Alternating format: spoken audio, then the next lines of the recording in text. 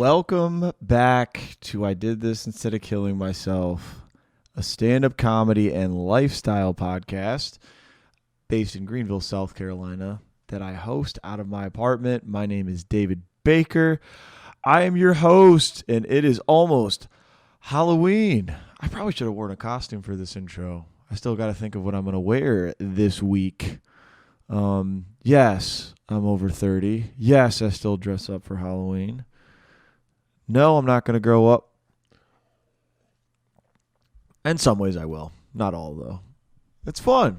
Halloween's fun. And we have a great week of local comedy, Halloween-themed and otherwise. And we also have an awesome guest today.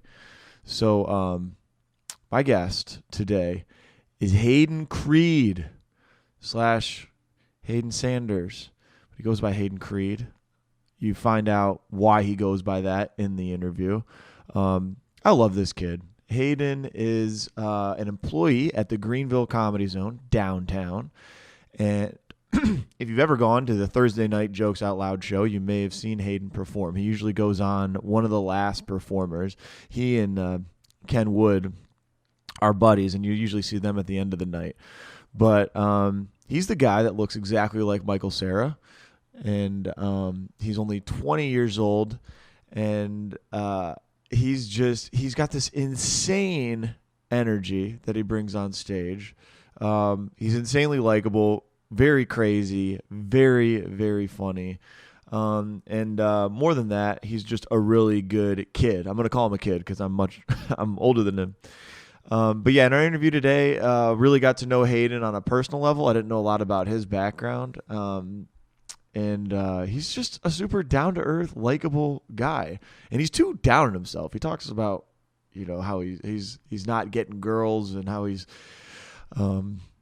it's hard to go on dates. And I was like, yeah, well, you're only 20 years old, so it can be hard to date if you can't buy a glass of wine for the table. But dude, he should be the most eligible, confident bachelor around town, I think. I mean, he's good-looking guy, and very special show this Sunday. He is turning 21 this Sunday, so yeah, I'll talk about the show in the local comedy section. But yeah, he's having a show this Sunday to celebrate his birthday at the Comedy Zone, beginning at 8:00, I believe. So come on out. I'll link the tickets to that show. I'll be performing there, and there'll be some other comics performing there. 8:00 this coming Sunday, October 31st. So anyway, the interview's great. Lasts about a couple hours. So yeah, I think you'll enjoy that. Before we do the interview, here's what's going on this week in local comedy. Halloween week. Beginning tonight, we have our open mics in Greenville, starting at 7 o'clock. Coffee Underground, hosted by No Expectations Comedy, Craig Holcomb, Travis Thubbin. Get there a little bit before 7, probably 6:30 to get on the list. Immediately following that, we have Habiba's Mediterranean Restaurant, it's called All Jokes Aside, hosted by Dante Anderson. Mike starts at 8:30. On Tuesday, Doolittle's in Anderson, we have the Electric City Comedy Show, hosted by Robin Scott. Our featured comedian this week is our very own Jess Cooley. Jess was on an earlier episode. Again, Jess, he's irritatingly funny, hysterical. So go out and support Jess. Throw some money in the tip bucket. Doolittle's, Tuesday. This week at the Radio Room, we have our open mic. It's the last Wednesday of the month, though, so it is Ladies' Night, hosted by Queen Momo. Depending on how many lady comics show up, we may have a separate section of open mics. Hopefully they'll let us guys do some time. But either way, ladies definitely come out. Guys come out and support, even if you're going to perform or not perform, support the ladies. That is Radio Room, 8:00. No cover. This Thursday, I'm going to quick shout out a show we have in Columbia. This is put on by Poppin' Culture. Uncle Fester's Dark Comedy Show. I'm going to be performing there along with Dan Danner. And then we have a couple of other comics. Robert Taylor and hosted by Jermaine Glass. We also have Ben Stacy. But this is a show hosted by Michael Garrick, one of the best comics in Columbia and also one of the most likable guys. And he's got his awesome podcast there, Poppin' Culture. Check that out. All right. As well on Thursday, we have the Comedy Zone Jokes Out Loud show.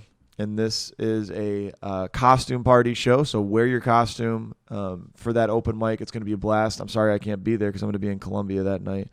But yeah, the Jokes Out Loud show starts at 8 o'clock on Thursday. And this weekend we have at the Comedy Zone, we have the Comics You Should Know show. We got some great local comedians on here. Jazz Gill, Scooter Fowler, and Jarrell Williams. Hysterical local comics.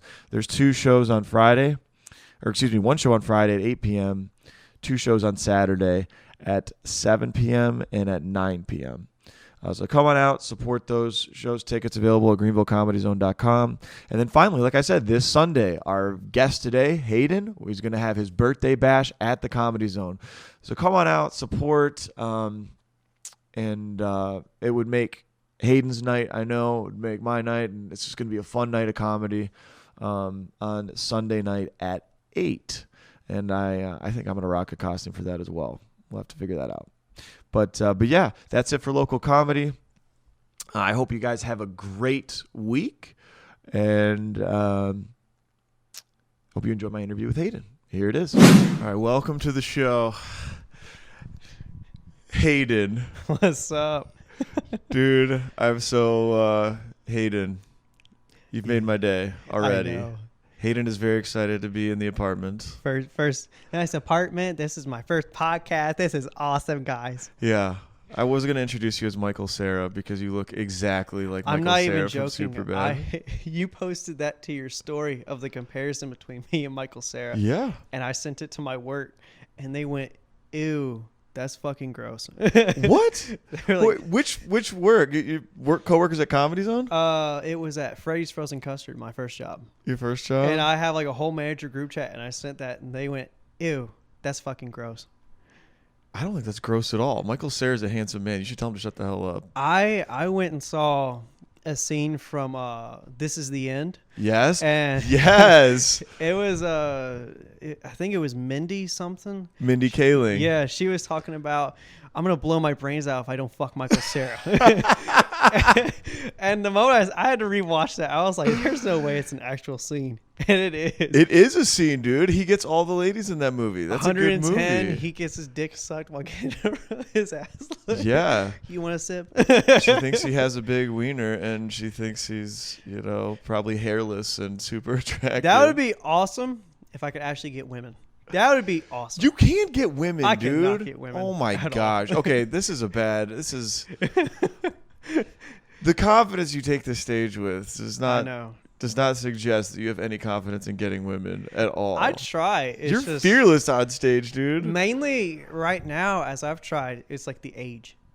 If it's the age and it's like, I'll sit there, I'll be flirting with them, then they ask the question like, how old are you? And it's like, well, I'm 20. Don't answer them.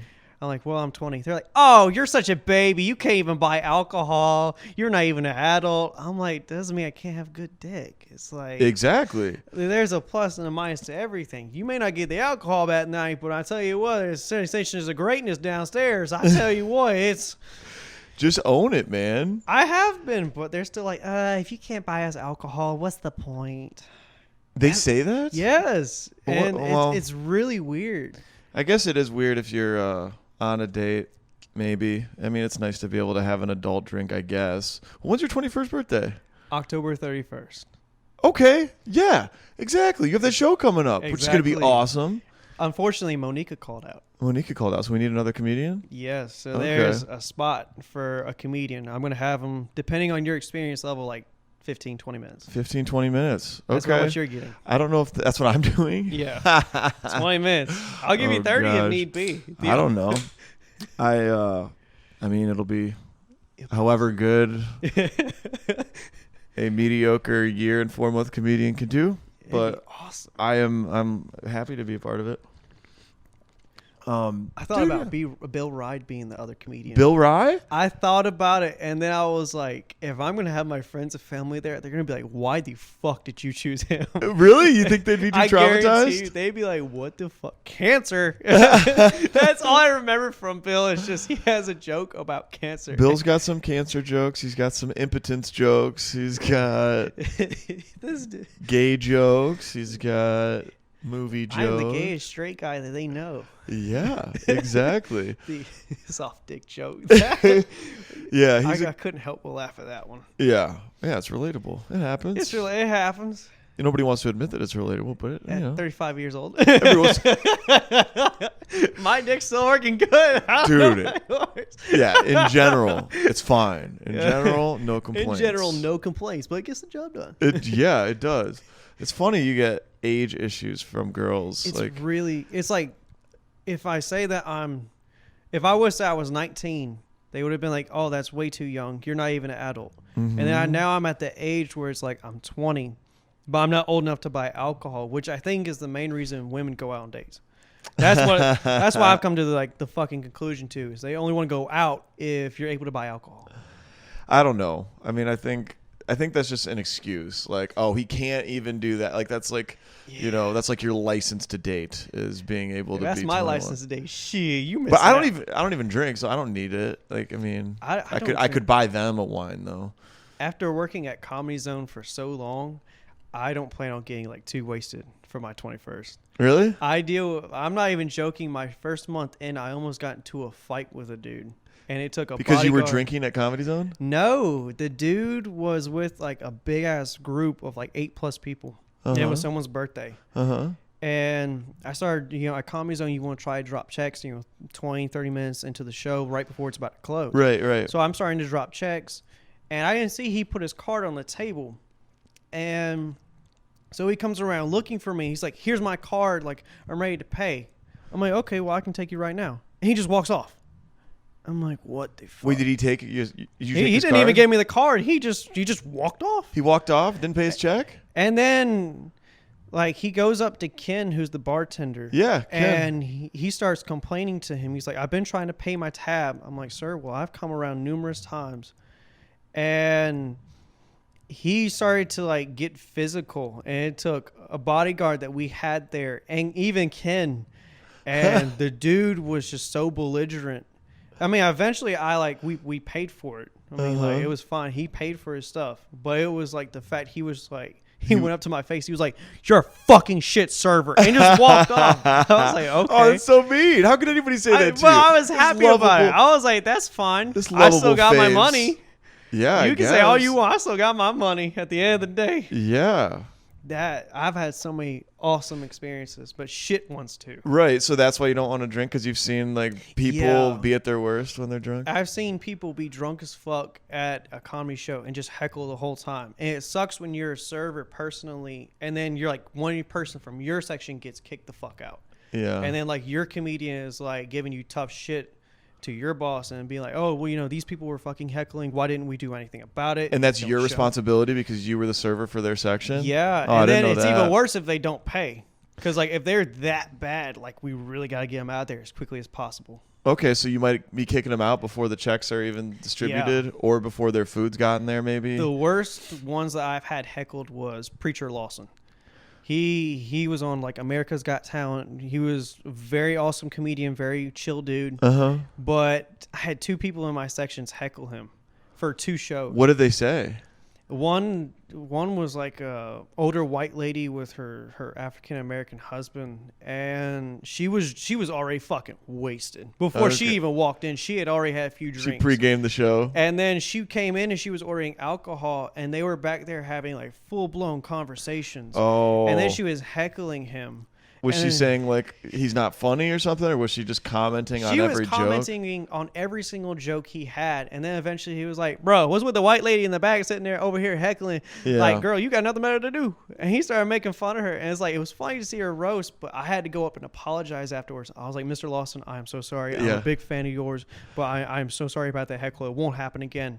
And then the second show hit, and the same thing happened. I was stuck there. I was like, why the fuck is the possibility? Did Preacher Lawson just look at you like, dude, Hayden, what the fuck? He kind of looked at me afterwards. He was just like, that could have gone better. And then afterwards, I had the audacity. I was like, dude, can I get a picture with you? Can I buy some of your merchandise? Thank you, bro. Did he give you pictures though? Yeah, he got me a picture. That's still one of my greatest pictures I have of Comedy Zone. Preacher Lawson. The one that I was really pissed the fuck off I didn't get a picture with was Chico Bean. Yeah, dude. That I had started the week before Chico Bean came in January. Okay. And it was a really small show, and I had just trained. And then my boss comes up to me, and, you know, he's frantic as anyway because he has like 3 different stores. No, Stacy, his boss. Oh, Stacy. I know Stacy. Yeah, so Stacy's a cool guy. You know him. He is a little like... He's a little funky, but he's stressed out about everything. So he's like, so Hayden, this is what we're going to do, okay? So I know next show is Chico Bean. It's going to be a sold-out show. I know this, okay? I don't know if you're ready for it, but this is what we're going to do. I'm going to have you on the schedule, and then we're going to go from there. I'm going to give you a really small section, and we're going to go from there, okay? Dude, that's a great impression. And then he just walks the fuck off. I'm like, so my first show is sold out? He's like, yeah, it's Chico Bean. I said, Chico Bean? Yeah. And I'd never heard of Comedy Zone prior to that. Right. And that was also the fastest interview of my life. They're like... Holy shit. He wasn't on crack or something. Who? Stacy. Stacy? But it was basically like, you're competent, you can walk, yeah, you he can was like, speak English, we'll hire you. We got you trained, and we've done all this. You know, you're pretty good with serving and all that. We didn't have gratuity at that time, so we it was just taking the orders, dropping the checks, and going from there. Okay. And he was like, you know, I feel like you're going to be good. We're going to give you a really small section. Everyone else is going to have a big section. And we'll start you off from there. Okay. What happened? And it went good because it was a hella small section. It was like 3 tables and 1 little rail. And so then I'm back there. I'm helping out with drinks. I'm helping out pass out food. And then Chico Bean comes up. And I just stop. I'm just like... And then I just look at him. He's like, "Hey, what's up, boss man? How you doing?" Chico Bean's super cool, dude. I'm like, "What's up, man? What's up?" And he's like, he's dabbing me up and stuff. I'm like, This was like back by the bar where things are getting ready to come out. Okay. Yes. And I texted my mom. I was like, "Oh my god, I just shook hands with Chico Bean." Yeah. And she was like, "Son, are you serious?" I'm like, "Yeah." Does your mom know who Chico Bean is? Yes. Yeah. She got me hooked on Wild and Out. Oh, okay. And so I knew all 85 South. Yeah. And I was like, no way, Chico Bean, this can't be real. And then he walked through, he dabbed me up. I went, he shook my hands. I'm never going to wash his hand. Yeah. Yeah. I was so starstruck. Dude, he's so funny. I was at that show, or one of the shows. Are you serious? The Chico Bean shows. Yeah. I was at both. He gave me crap. Are you serious? Yeah, well, in a good way. But I was one of the only white people in the audience, so I stood out really, like, obviously, yeah. And he, like, was in his set, and then at one point he stopped, noticed me. And I don't know, when I'm in the audience, I have, like, such a stupid grin. I'm like, like, I'm laughing at everything and just, like, so happy to be there. And I think he looked at me, he's like, "Hey, you remind me of somebody. Who is it?" Jimmy Neutron. Yeah, Jimmy Neutron. I fucked with Jimmy Neutron. Yeah, dude. Are you serious? Yeah. You don't remember? You remember him calling it? Yes, I remember that. Swear to God. Yeah. Dude, that is awesome. And it was so funny. Back then, my hairstyle was different. Back then, you had shorter hair, right? Shorter hair, but I kind of spiked it up. You know how Jimmy Neutron has like ice cream cone hair? It's like, and he's got kind of a big forehead and everything. And, like me. like what? Like me. Just you pull all this back, is nothing but forehead. Dude, no. You look good, bro. You look good. It's like my neck, it goes out too long. Your neck is too long? It's too long. It's no, like a it's snake. not, dude. That's the first thing my mom said when I was born. Oh my God, he's got a big neck.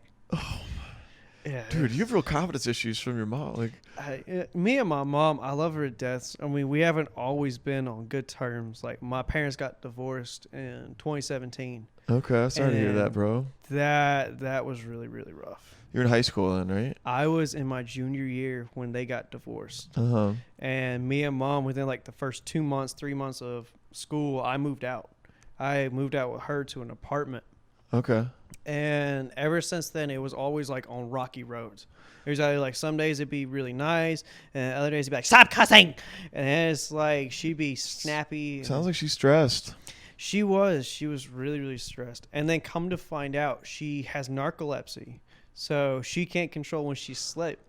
So It was weird because I knew it was bad because one day she's like taking me to school or we're going to get groceries or something, and we were going down like past Walmart in Anderson, and all of a sudden I just see like the car. We had an argument or something. We're going straight, and next thing I know, I just look up and we're starting to veer off a little bit, and I look over and she's. You were in the passenger seat next to her? Yeah, and that was the first time and the only time I have ever grabbed the wheel, and I said, "Fuck it." And next thing you know, she wakes the fuck up. She's panicking. She's like, "Oh my God, don't touch the wheel. Why'd you touch the wheel?" I'm like, "Dude, you were knocked the fuck out." And we pulled into the parking lot. She started crying and she was like, "Son, I'm so sorry." I was like, "That's fine. Just don't do it again. I'm trying not to die before I graduate." Yeah. Oh my gosh, that's scary. It was really scary. And then what made it even worse was when she finally got diagnosed. They kept her overnight for like 3 nights in a row. It was the first time I ever had a place to myself. And they were like, "Yeah, they're going to be running tests. I know you work some nights. And I know you're going to be working during the weekend. But, I just want to let you know I'm going to be out." I'm like, "Okay." Okay. And come to find out, she's able to get into REM sleep, which is like right before you're about to fully be knocked out. Yeah, REM sleep is where you're dreaming. Yes. Yeah. So she's able to get to that like 3 to 4 times faster than the average human being. Okay. I remember we were at the movies. It was me, my brother. Hey, can you put the mic a little closer? Oh, yeah. I can do this. Oh, yeah. Just a little bit closer. No, I'm listening. Okay, yeah, go ahead. You're good. But you're at the movies. Yeah, we were at the movies. My brother was in town. And it was me, my brother, and my mom. And I'm sitting right next to my brother. My mom was right next to my brother. And we're watching Thor Ragnarok. That was like the hot new movie that came out. That's a badass movie too. So they're in like the middle of his big ass action scene. And I look over. I'm like, hey, Colby, you doing good?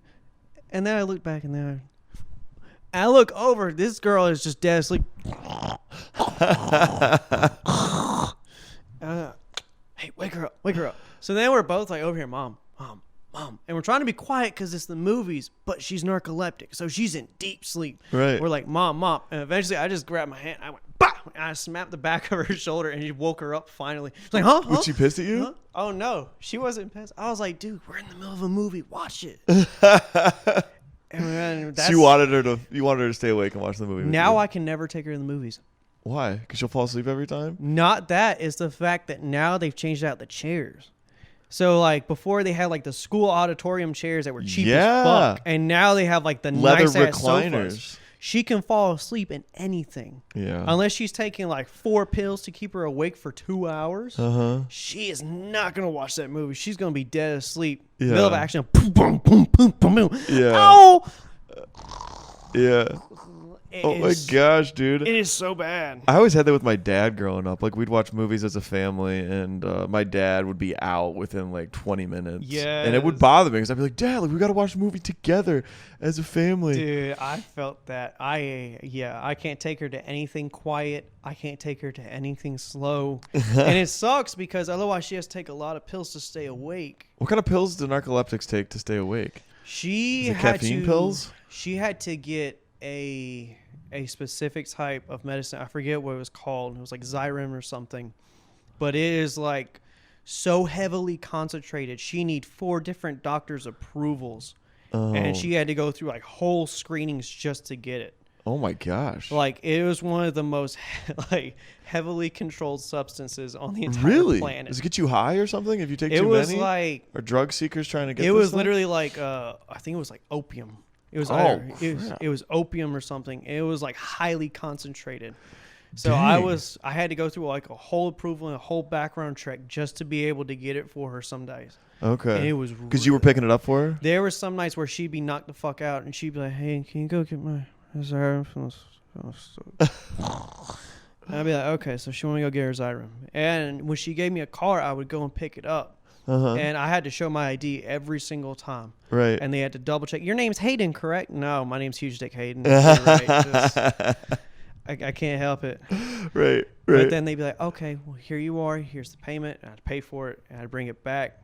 Okay. But that stuff was so heavily concentrated. That shit. So can your mom make it through like a normal day typically, or does she have episodes? Can.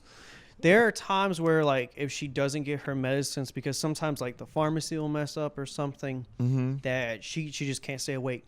Okay. There are some days where it's like she is so tired and she's ready to get knocked out that it's a struggle for her just to stay awake.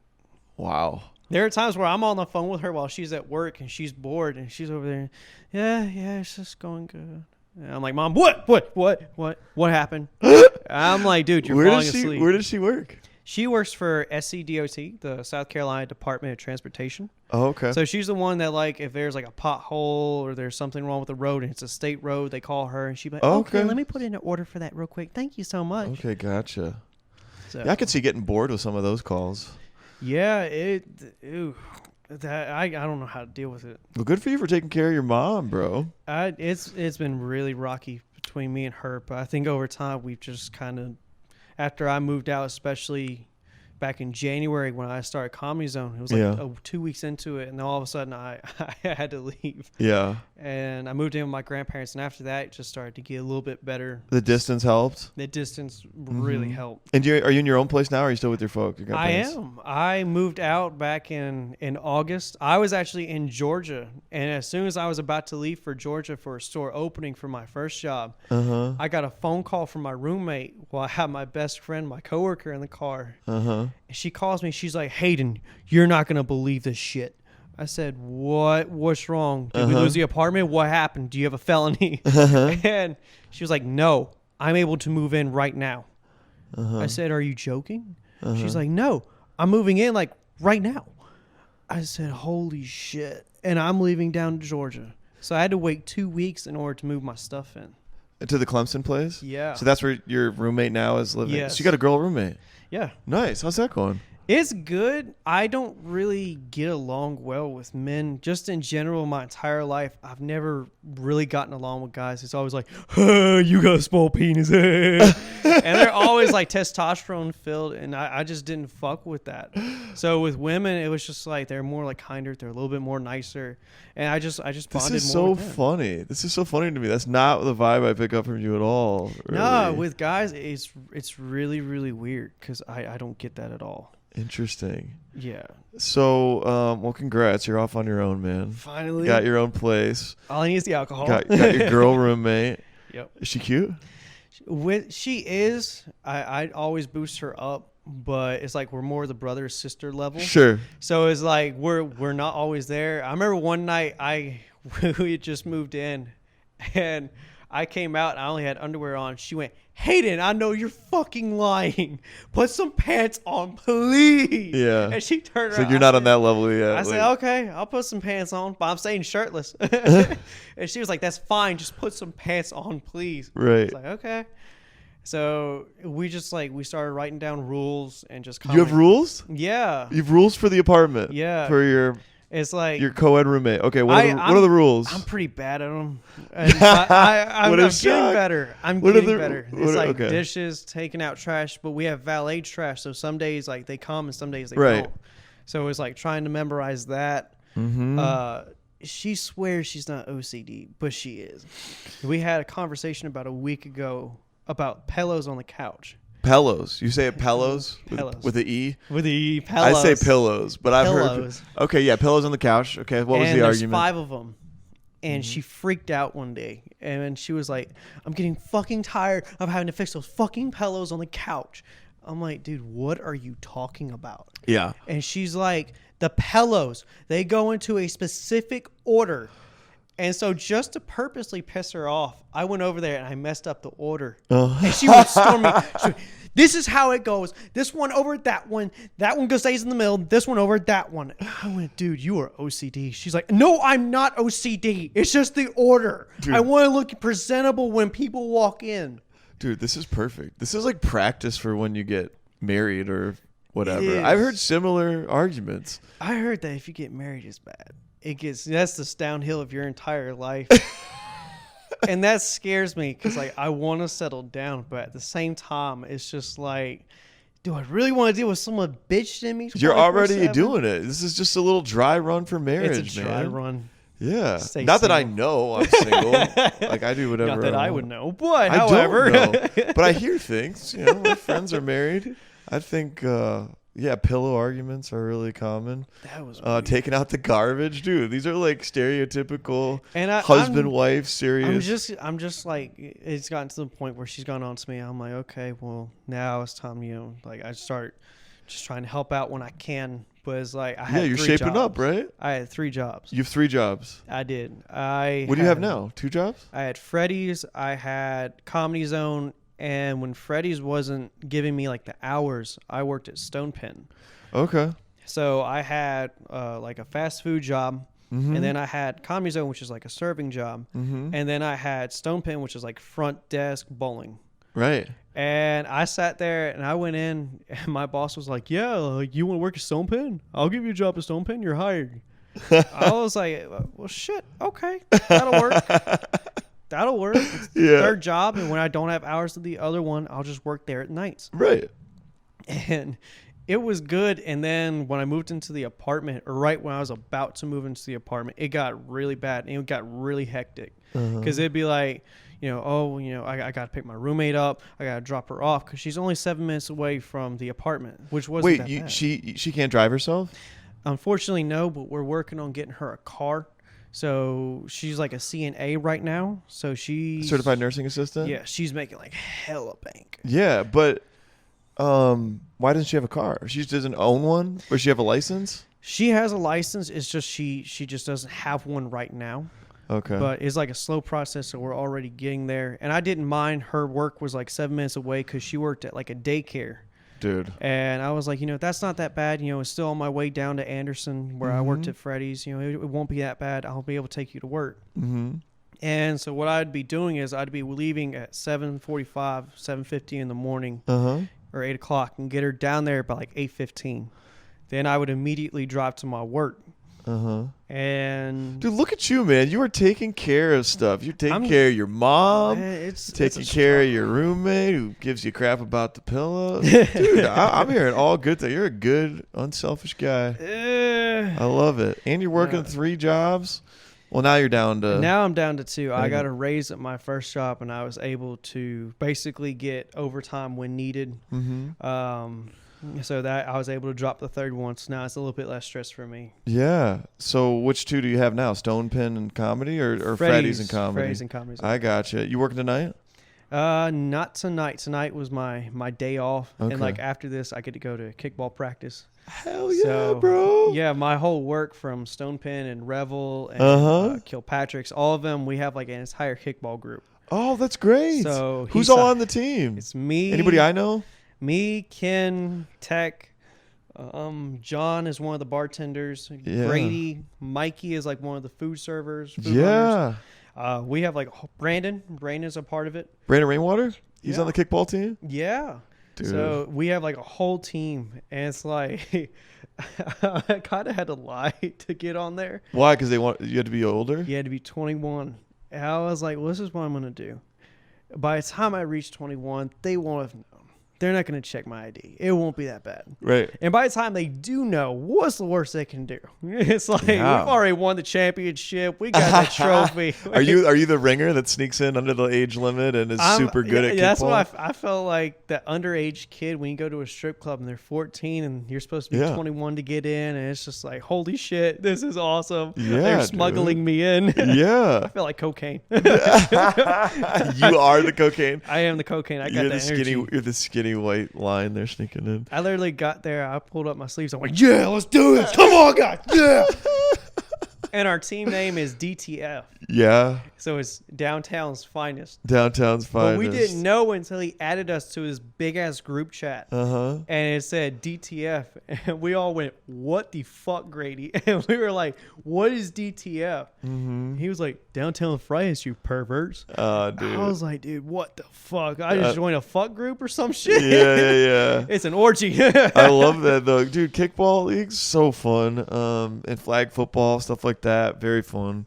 So do you guys just have practice Mondays, or do you guys... We have practice today, and then next week starts the actual tournament. Okay. Is it every Monday, only like once a week when you play? Every Monday, once a week. And I'm trying to get more athletic, so it kind of helps me. You're athletic. I'm athletic when need be. Right. There's the difference. Yeah. But Yeah, it was awesome. Yeah. It was so awesome. That's super fun. You have a tight knit group, and I bet that's a blast. You and Ken and we Tech literally just got there the first practice, and we just joked around. We were kicking. They were like, "Who's up? Who's kicking? You kick 2 times, and this third time you run." Yeah. And of course, I got my crackhead energy up, and I'm sitting there, and I like joke around. I was being a little pervert with it. I was like, "Come on, roll that ball to me, Daddy."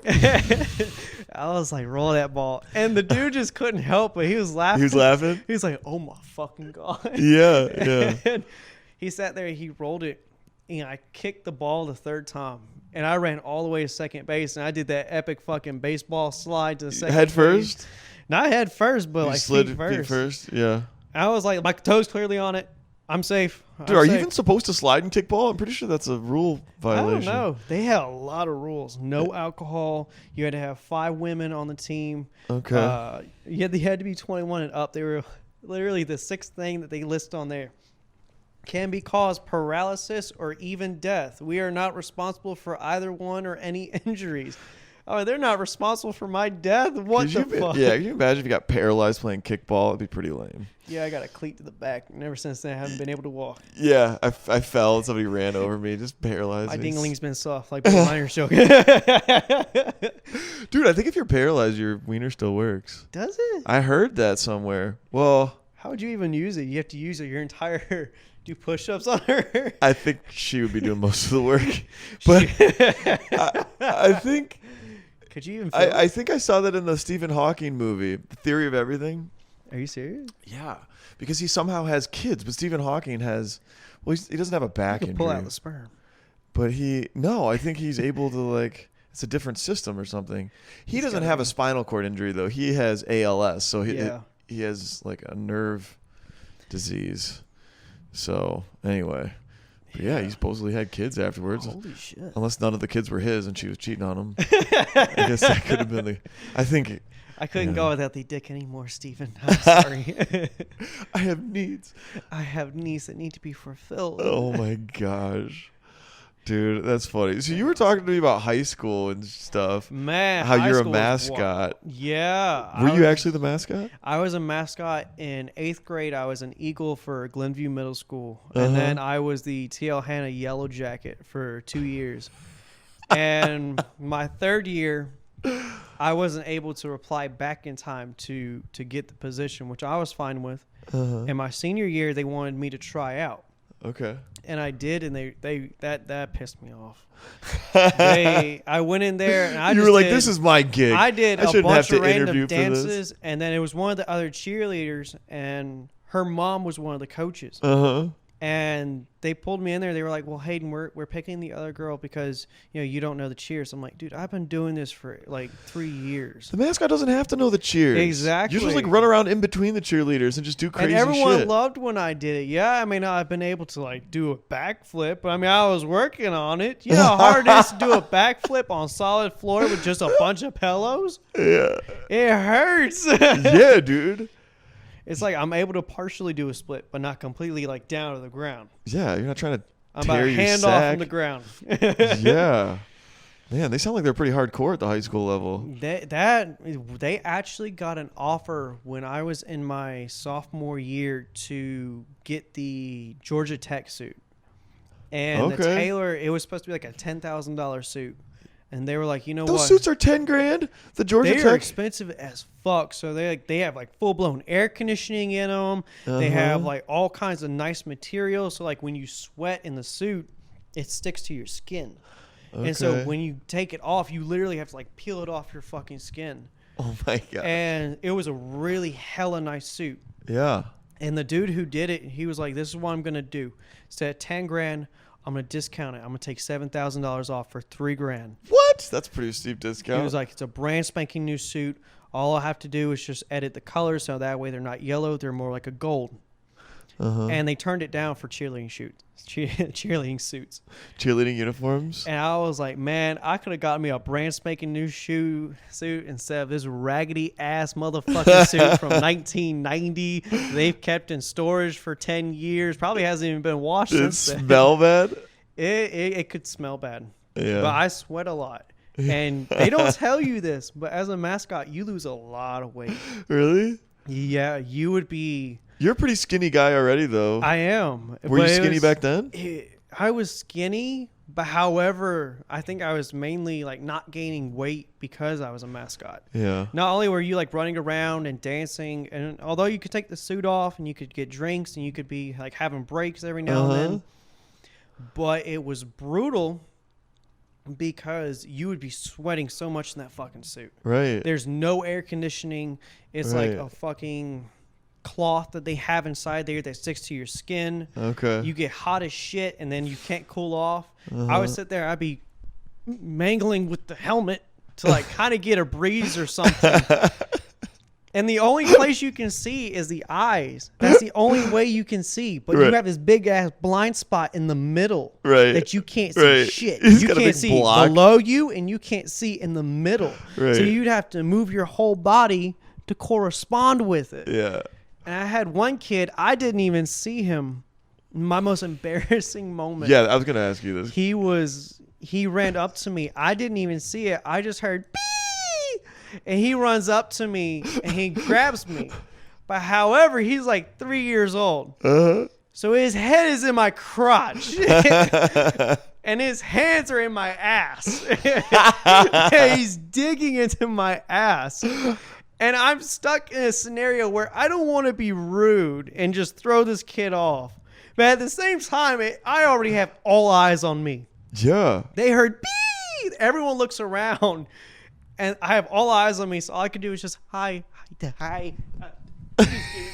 your hands out of my ass, please. And so, of course, you can't talk. So I just went.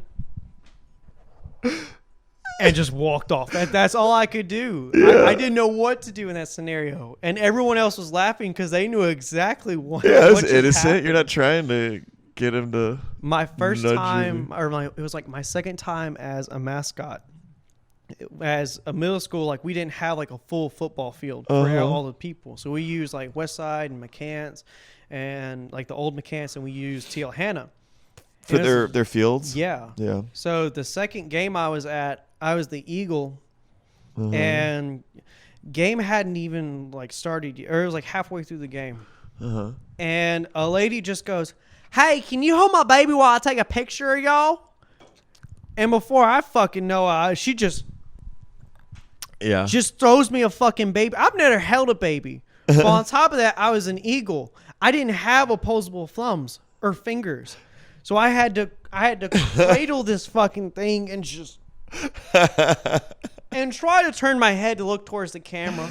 Right. The child's just sitting there, and then towards the end, he wanted. He started to squirm.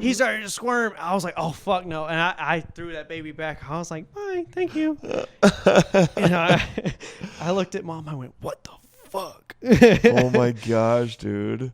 It was awesome. I miss those days. Anything else happen? What's the craziest thing you did as a mascot? Craziest thing I did. Did you ever get in a fight with the opposing team's mascot? I thought about it. But then it was like all my coaches were like, "No, don't even think about it." But I think the craziest thing I did was I made fun of a bunch of people. And it was like, especially during the pep rallies, I would sit there and I'd get behind the teachers, and especially if they were like pissed off at the students or some shit, I would just go up behind them and I just start like making fun of them. I think one of them I was about to pants, and and then everyone was looking at me. I went, no, I'm not about to lose my mascot. About to pants a teacher? I was thinking about it really hard. Dude, that'd be hilarious. That was fucking awesome. I wish I did more stuff as a mascot. I was really hoping on being one my senior year. Yeah. I got in the car, and at first it didn't hit me. And as we're driving down the road to get some Mexican food, I was like, dude, that fucking sucks. That you weren't going to be the mascot senior year? I was so ready because, it was going to be my senior year. It's going to be the last time I was going to do it. And when you get to college, it's a whole nother level. Yeah. It's like your grades have to be a specific point. You have to like be able, like Clemson, to be the Clemson Tiger mascot. You have a whole page on it. You have to be able to do 100 push-ups consecutively. You have to be able to pass a whole physical test. You have to have a physical. You have to have your grades above like a 3.5 GPA or above a 3.5? Yes. Dang. And you can't do it your freshman year. And it was like, dude, there's no way in fucking hell I'm going to be able to get into Clemson. Yeah. Let alone be the mascot. Right. And I felt so robbed. And I was like, man, that's my last time being a mascot. However, it wasn't my last time being a comedian. That's true. And I actually could tell my origin story. You what? Your origin story? My origin story. Yeah, dude. How you got started in comedy. I want to hear this. My stand-up comedy didn't actually start in January.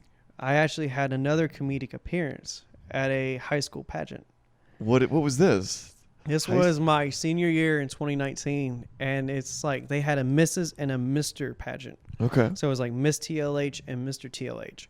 Miss TLH always comes first. What does TLH mean? As a TL Hannah. TL Hannah High School. Yeah, Okay. TL Hannah High. So it was Miss TLH, and they had already had that. They had the winner. And a couple months later, I had already talked to the teacher. I was like, you know, I don't know if there's like a voting process or what, but to be Mr. TLH, but I would love to do it. She's like, okay, I'll keep that in mind. And then like 2 weeks later, it's like Miss TLH comes up to me, Mary Virginia Curtis, and she's like, hi, Hayden, it's so good to see you. Here you are. You've been nominated for Mr. TLH. Nice. And I'm like, dude, this is fucking awesome. Mr. TLH. Is that like prom king, basically? It is like, kind of. It's like the male pageant and the female pageant. So it's like, oh, I see. It's hard to describe. It's like, are there contests and stuff? Yes. And like, okay. And so like I had to learn like a whole dance routine. Uh-huh. When we sat down in the meeting, she broke it down for simple terms. She was like, the way it starts is you guys have a dance portion. I'm already making the dance for you, and we're going to practice every time you're here. And if you fuck up, oh, well, it's not like you're actually judged on that because the male part, they didn't really care. If you fucked up, it was hilarious. Yeah. But if it was the female part, you got like knocked off. Yeah. Yeah. And you're expected to be more funny than exactly. Mm-hmm. There's a dance portion. There was like a uniform that we had, so it was like that 70s pageant. Uh-huh. So it was like disco and like multicolored. Okay. And it was fucking awesome. So they judged you on that. Uh-huh. And then you had a talent portion, and then formal, and then they went on. They did all the judging from there. Uh-huh. And I was like, okay, so there's a talent portion. Okay. And I had been watching comedy ever since the divorce. It was like my only light through that entire divorce. Wow, interesting. Okay. And I sat there and I was like, well, you know what? I got robbed to be a mascot this year. I got robbed at that point. And I was like, fuck it. I'm gonna do some comedy. I just want to try it. And if it fails, it goes down to history at TL Hannah. And I had to go up to the teacher afterwards. I was like, hey, so like, I had already been planning it a little bit beforehand, but however, I wanted to run it past you. I want to do a sketch from Saturday Night Live. I wanted to know if it was all right. Uh-huh. And she was like, okay, what sketch? I was like, motivational speaker from Chris Farley. Matt Foley. Dude, you did this? And I did. But she stopped me right there. She was like, okay, that's cool. However, you have some prerequisites you got to do in this entire skit. I said, shoot, go for it. And I was like, I already know marijuana is probably not going to make it. That's fine. I'll make up some other excuse.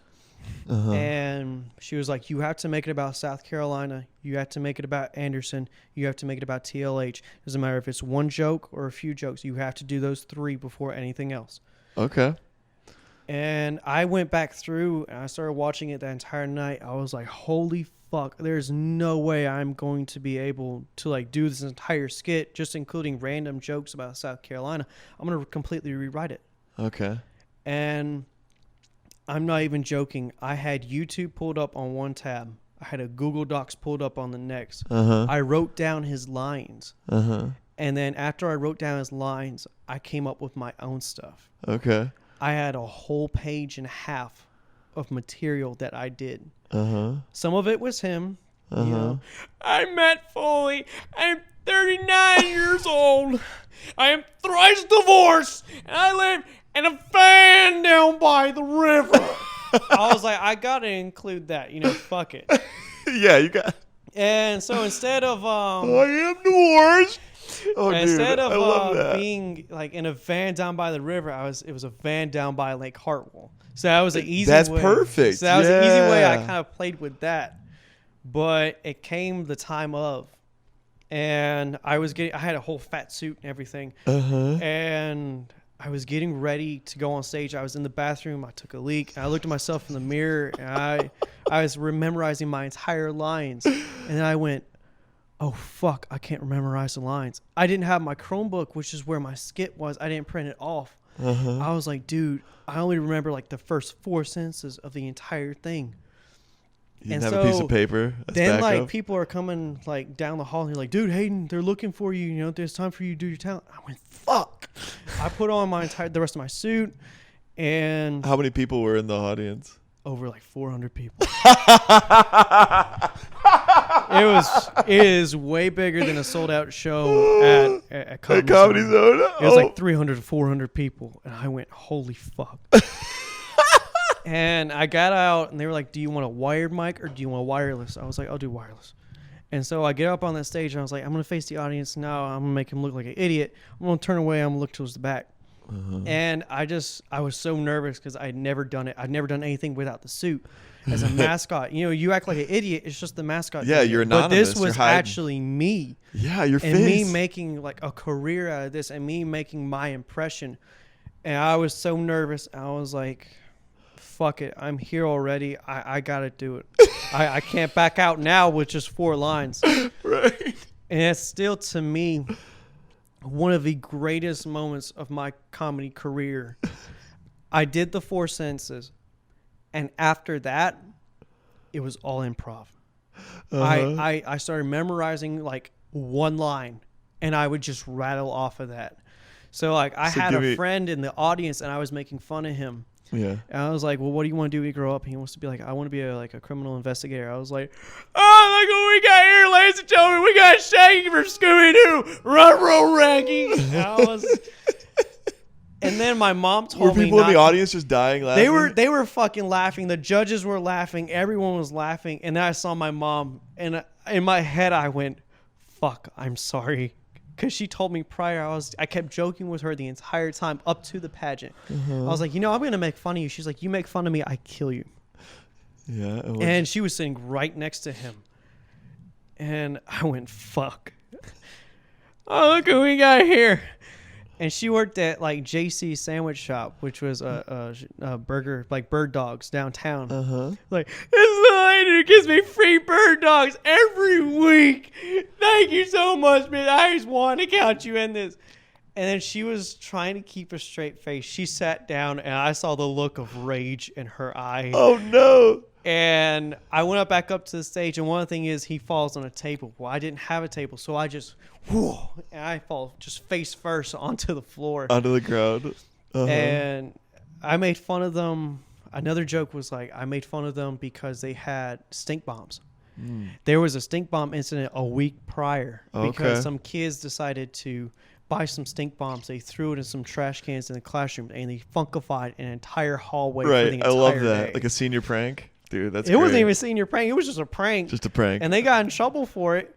But I was like, they're still using stink bombs in 2019.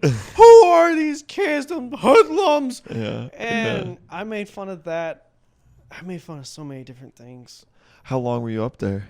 I did at least, I want to say 6 minutes, 10 minutes. Wow. Of nothing but improv besides that first like 30 seconds. Dude. I made up shit on the fly. That's still my proudest moment. That to my comedy career, that is my proudest moment. And that's when I knew like this was a hobby. I was like, I love making people laugh. I got all these people to laugh.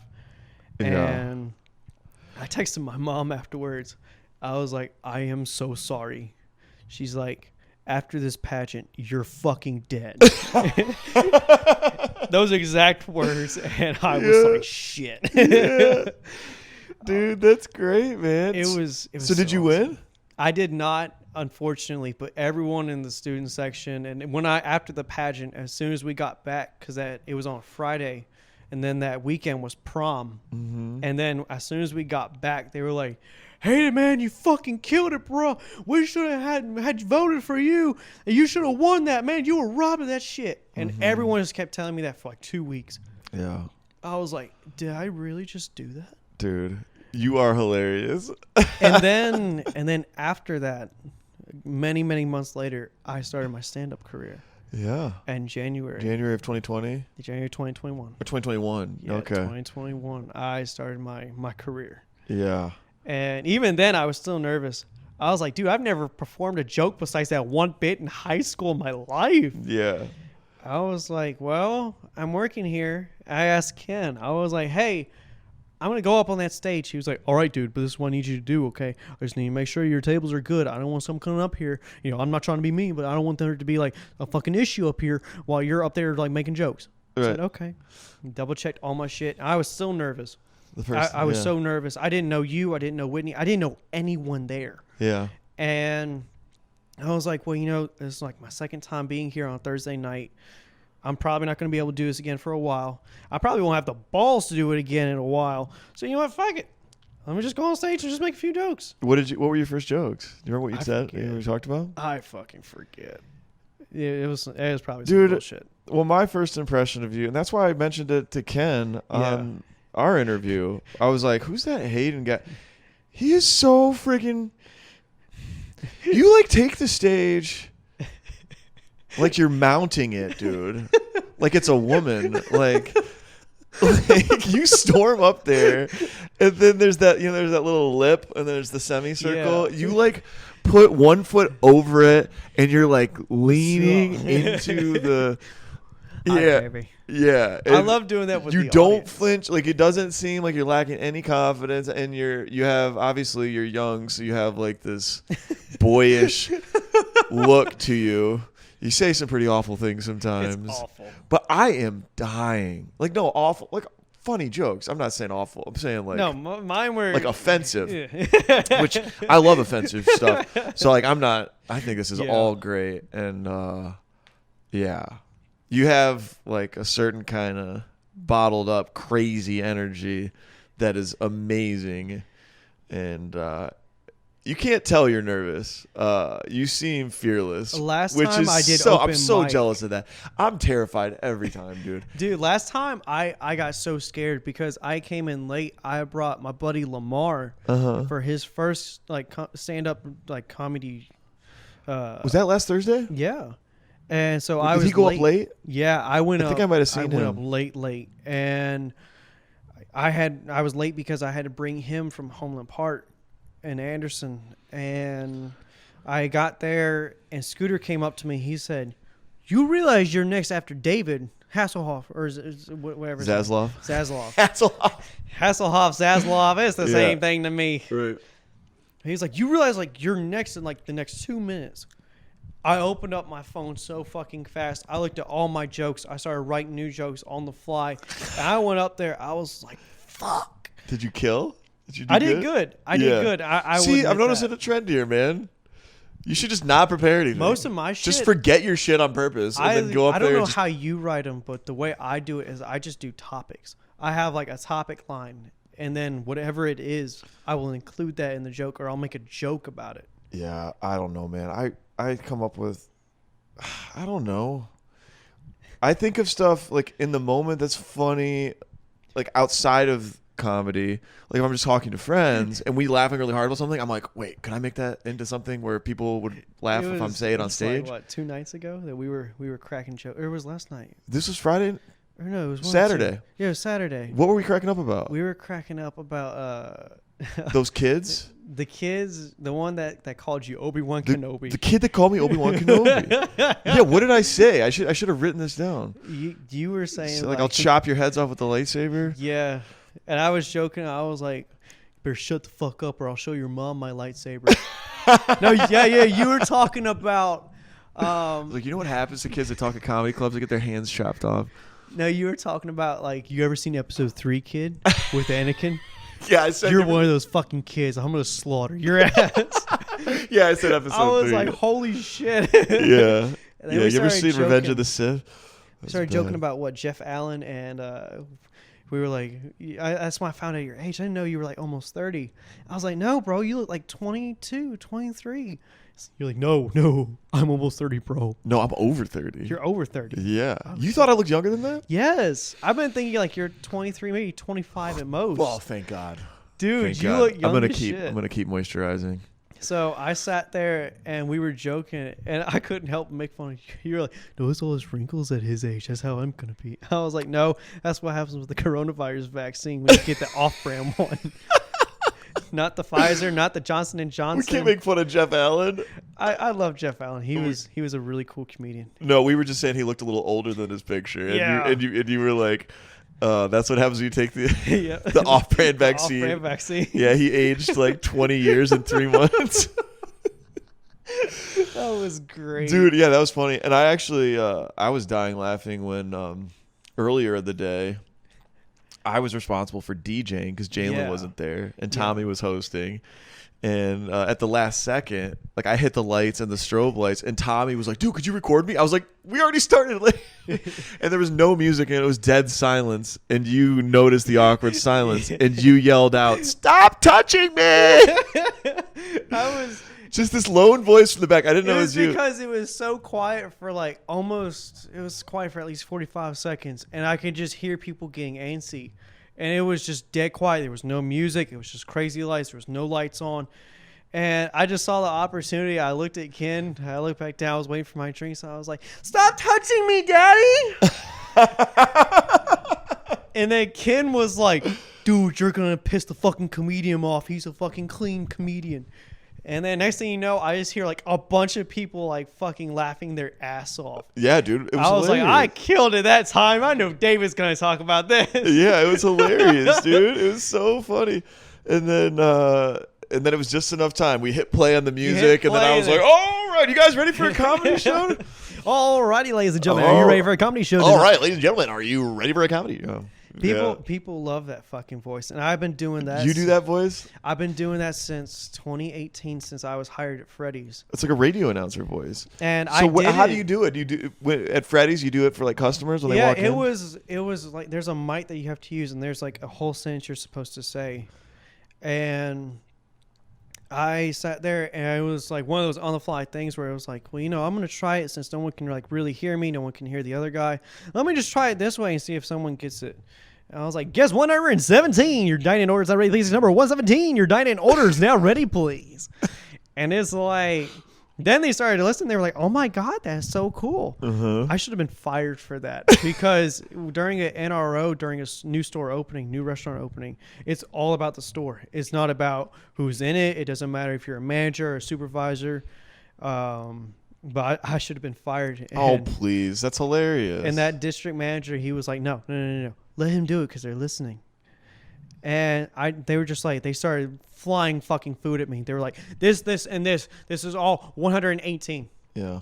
Guess 118, your dining orders now ready, please. Number 118, your dining orders now ready, please. Yeah.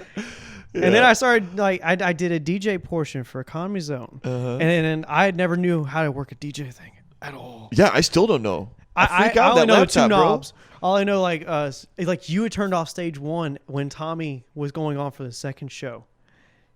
You turned off the stage one mic, so he went up there and he said, "Hi, everybody," and he went, and he looked at me. Oh shit! And I went, "Fuck!" And I immediately looked over. Yeah. And he started talking more like this. Tommy talks like that. He's got a radio voice. It is awesome. Dude, I turned that mic off because Jeff was up there taking pictures with fans and shit, and I didn't think there should be feedback and everything. What I thought. And I left because I had to go to that other show. But it was left off. And then Tommy went up, and I was playing everything right. And then he went up there to the mic, and you could barely hear him. And he gave me a look at the DJ booth. And I looked down, and I was like, oh, let's see here. Stage one. Stage one. Let's see if this works. Did you crank it? Was it really loud? I cranked it, and I finally got it right. I was like, whoo, we avoided a bullet there. Oh, my gosh. How did the host set go? It went really good. Yeah. The second show was a little bit more, how do you say, receptive. Okay. They were a little bit more, talkative, more willing to do all Laugh and break and some of them, when Jeff Allen went on, they were like, "No, we don't like clean comedy," because they didn't know he was a clean comedian. oh, so some people came in off the street. I had some people. I had one older lady, and I'm not.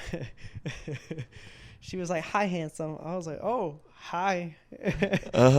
And so she started talking with Ken, and she was like, "Yeah, we don't like clean comedy. We like that naughty comedy."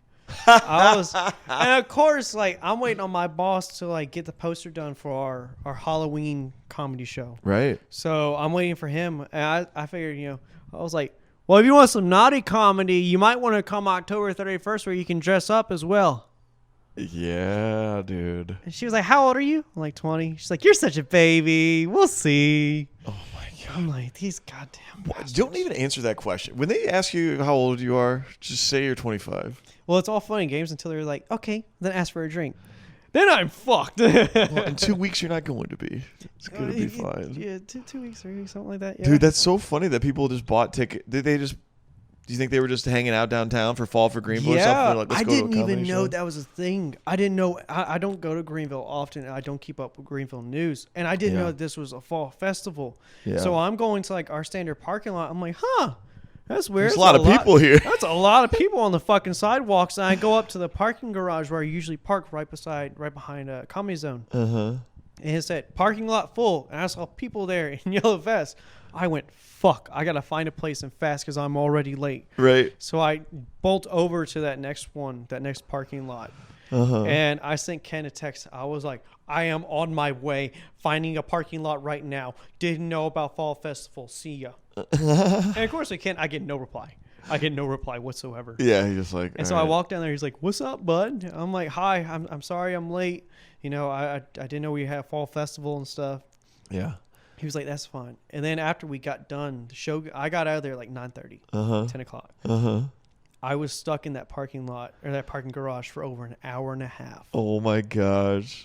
I had Just inch waiting. by inch Yeah. just to get up there, and I fucking bolted. I was surprised the cops didn't catch me Really? because I was doing like 50, 60. I'm not going to lie. And where? In like a 30? Yeah, it was like 35, 45. Oh my gosh. I was like, dude, like that is way too slow. Dude, yeah. Well, Fall for Greenville's nuts, man. I didn't know what it was either. I mean, I knew it existed, but I moved here last year. They didn't have it last year. Like I was here last January. What's that? If you or a loved one has been diagnosed with coronavirus, you may be entitled for $1,000. Are you talking about the ambulance? That too. Yeah, there's an ambulance. Yeah, Corona outside right fucked up so much shit. I was not prepared for it. You weren't? I was not. We joked about it in December because it was like the bird flu. Bird flu was over in China. They made it like such a big deal. We were joking about it. We're like, hey, it's not going to get here. They're like, oh, yeah, it's in Texas. Okay, it's in Texas. It's not going to spread like that. And then next thing you know, over the course of like 3 weeks, shit is shut the fuck down. Yeah. We had to fire so many people at Freddy's. It was not even funny. Oh. I don't even know how we got labeled as essential. It's a fast food network, and we got labeled as essential. So you saw the ambulance, the firefighters, the cops, construction workers, some of them. Like and Freddy's. And then you had Freddy's, and we just stuck out. Yeah. And we would have no business. Lobby was completely closed, gloves on completely, mask on at all times. It was so rough. Yeah, dude. I remember those early days of COVID. I mean, I ate a ton of takeout. Like, I was on like a first name basis with the McDonald's people. I was like, yeah. My mom worked for the state at that point in time. And she was telling me, she was like, Hayden, I'm going to let you know now. Within like the next few days or the next week, they're going on total lockdown at Anderson. I said, you're joking, right? She's like, no, complete, total lockdown. What was this, February? This was like February, March. Yeah. So Greenville had already been shut down prior. Clemson had been shut down prior. And Anderson was about to be shut down. And eventually, lo and behold, on the news, first thing that pops up, we are now on total lockdown, ladies and gentlemen. Unfortunately, as you see, I am wearing a mask right now. And it So was, you couldn't do the voices into the thing. it was like, what the fuck is the point? It was so bad. Isn't that weird, man? It seems like such a long time ago that all happened. It does. And then we started to get good, and then Delta hit. Yeah. Everything was going back to normal. No more masks. I was like, this is going to be something fun. You know, for a whole year, that was fucking wasted. And then it's like, guess what? At the top of the news today, now we have a new strand of coronavirus called the Delta strand. Please watch out. This is more infectious than the last one.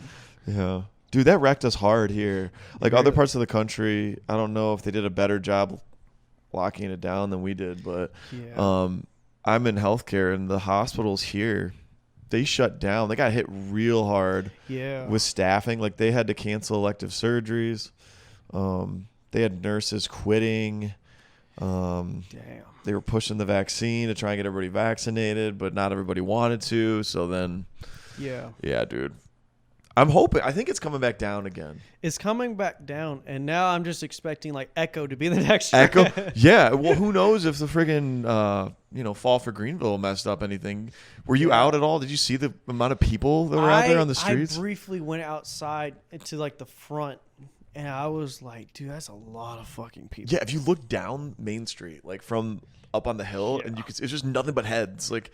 Nothing but heads and alcohol and people just mingling, not caring. Like I'm not even joking. The last time I worked at Comedy Zone, I went down the street and I was like 30 minutes early. And I was like, you know what? Fuck it. I'm gonna go down to like the Riverside Suites. Yeah, you walked all the way down to the river. I went all the way down there, and as soon as I get out of the parking garage and I go past, that little memorial that they have down there by the Hyatt.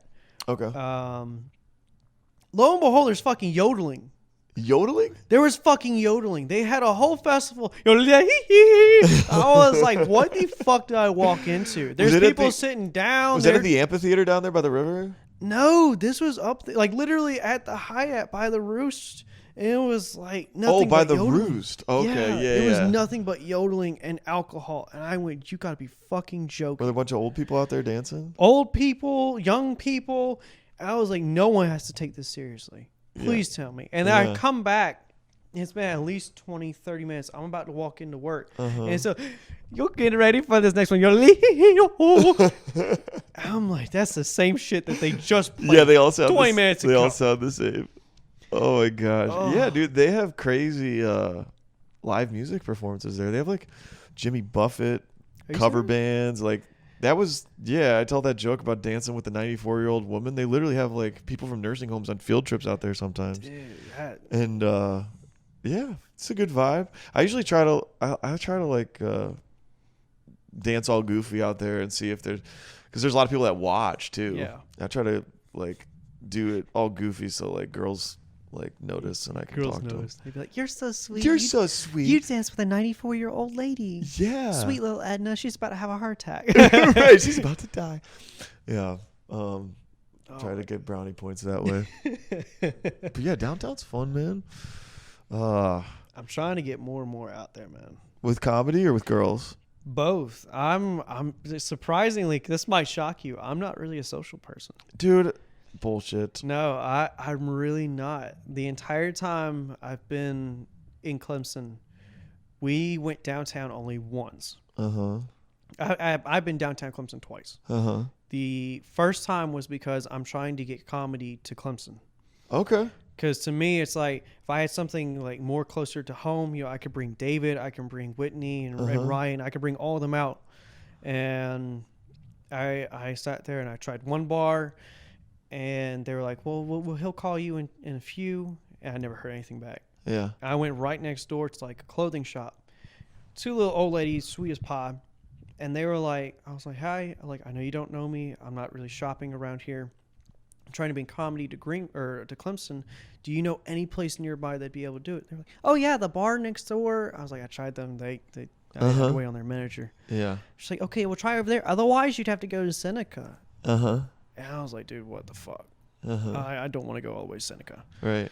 So, and then the second time I took my roommate, I was like, you know what? Fuck it. Let's go downtown. Let's meet people. Let's just get something to eat.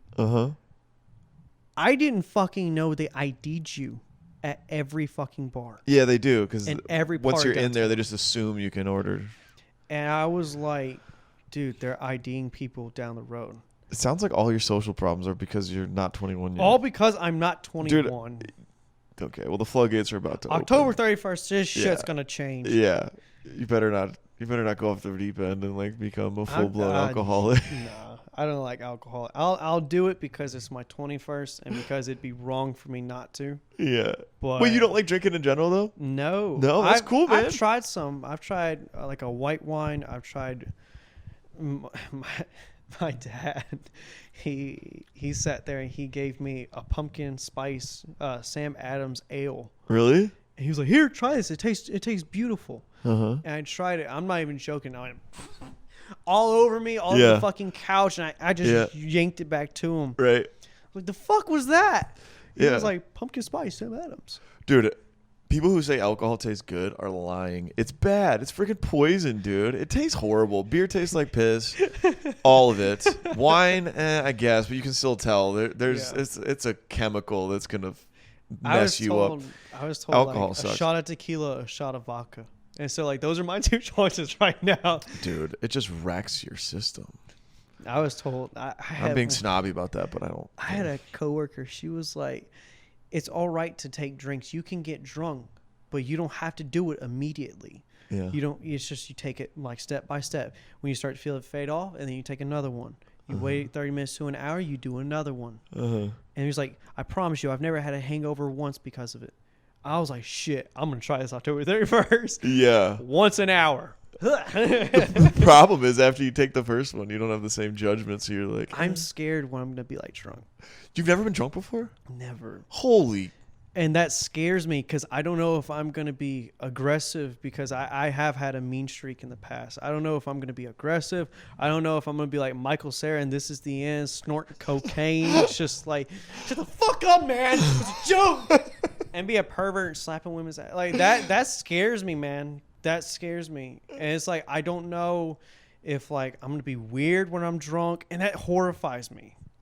I'm so scared. So you never been drunk on stage before? You never drank on stage? So what I plan, especially for the all that don't know, I have a show with you and one other person October 31st, my 21st birthday. I've never had a party because my birthday's always falling on Halloween. You do it the day before, people are still preparing for Halloween. You do it the day after, all the kids have fucking sugar overload and they're in a fucking coma. Right. Like they're hungover from sweets. Right. So we got to get people out. Yeah, so what I'm going to do, for one, I'm already inviting like family and friends and, you know, if random people come in, even better. But I'm going to do something special. Besides having them there, I'm going to take my first shot on stage. My first legal shot. I'm going to show my ID. I'm going to do all that. I love it, dude. Just to make it a little bit special because after 21, there's the terrible 30s. Dude. The fuckable 40s. The terrible 30s? The frisky 50s. Terrible 30s. That's not the bad. Sexy 60s. Sexy 60s. The sinful 70s. Sinful 70s. Yeah. Dude, that is that'll be a blast, man. It's going to be awesome. So how did you swing that? Did you like getting the Comedy Zone reserved for that day? I talked with my roommate and I told her straight up. I was like, dude, I don't want to be in this apartment. I was like, I love this apartment. It gives me freedom. It gives me the ability just to like be by myself besides you and the dog. I was like, that's fine. But like, I got to get out for my 21st. I've never had a birthday. I very rarely socialize. I got to just do this. And she was like, okay, shoot. And then I talked to Monica. I was like, well, wait a minute. On the Comedy Zone page, it says you can rent it out. So I went to Monica because she's been there way longer than I had. Right. And I was like, hey, how much do you think it would be to rent out Comedy Zone? And she was like, $100. That's it? I said, no fucking way. And I talked with my boss about it. And we sat down. We had a talk. I was like, well, look, I'm wanting to rent out the Comedy Zone. And he was like, okay, I'll send you the deets. You know, we'll go from there. And he went to North Carolina, and in North Carolina, they have like a busy ass fucking homecoming weekend or some shit. So I sat there and I sent him a text. I was like, look, Monica said I need to like do all this like a month advance of promotion. Right. I was like, so what I'm going to do is I'm going to ask you, please, to have it done or have talk to Howard about it, who's like the building owner, like the Comedy Zone owner. Right. I was like, I want you to talk to him. I want to answer by like September 22nd. Right. I was like, if I don't hear anything back, I'm just calling it off and I'll find another place. The 21st, he sends me a text and he said, I talked with Howard. You have the place sold. I've saved the date. And then he went on to describe it to me. He's like, this is how it's going to work. If you do under $5,000 in sales for that night, it's $100. If it's over that, I'll just add an extra $200 for that entire night. The only thing I ask is, besides getting the DJ and the comedians, besides that, the only thing I ask is you have everyone out of here by 11:30 at night. I said, done fucking deal. I said, do you want the payment now? Do you want it later? He's like, just do it when we get down to it, October 31st. Dude, I love it. I'm so excited. But my thing is, now I'm headlining it. I've never done over 5 minutes. I've done 10 minutes. That's about it. But besides 10 minutes, how the fuck am I going to do 30 minutes or more of material? You'll do great, man. I'm nervous about it. Just get on stage beforehand and practice some stuff. It'd be fun. Oh, I'm so nervous about it. No, but you do better when you're nervous. Maybe you just don't prepare anything. Maybe you just like, we just have people shout out topics and shit, and you tell stories and. That's you know what I should do. I should be like Dave Chappelle. Dave Chappelle said in one of his stand-ups that he has a jar, and he doesn't know how the joke is gonna go, but he has a punchline for it. And the one that he had like in that stand-up was, so I kicked her in the pussy. And so he talks about like going over to a white friend's house and how they have some stovetop stuffing or some shit. And he was like, I'm in the bathroom, and she comes upstairs and she's like, unfortunately, I don't have enough stovetop stuffing to go around. So I kicked the bitch in the pussy.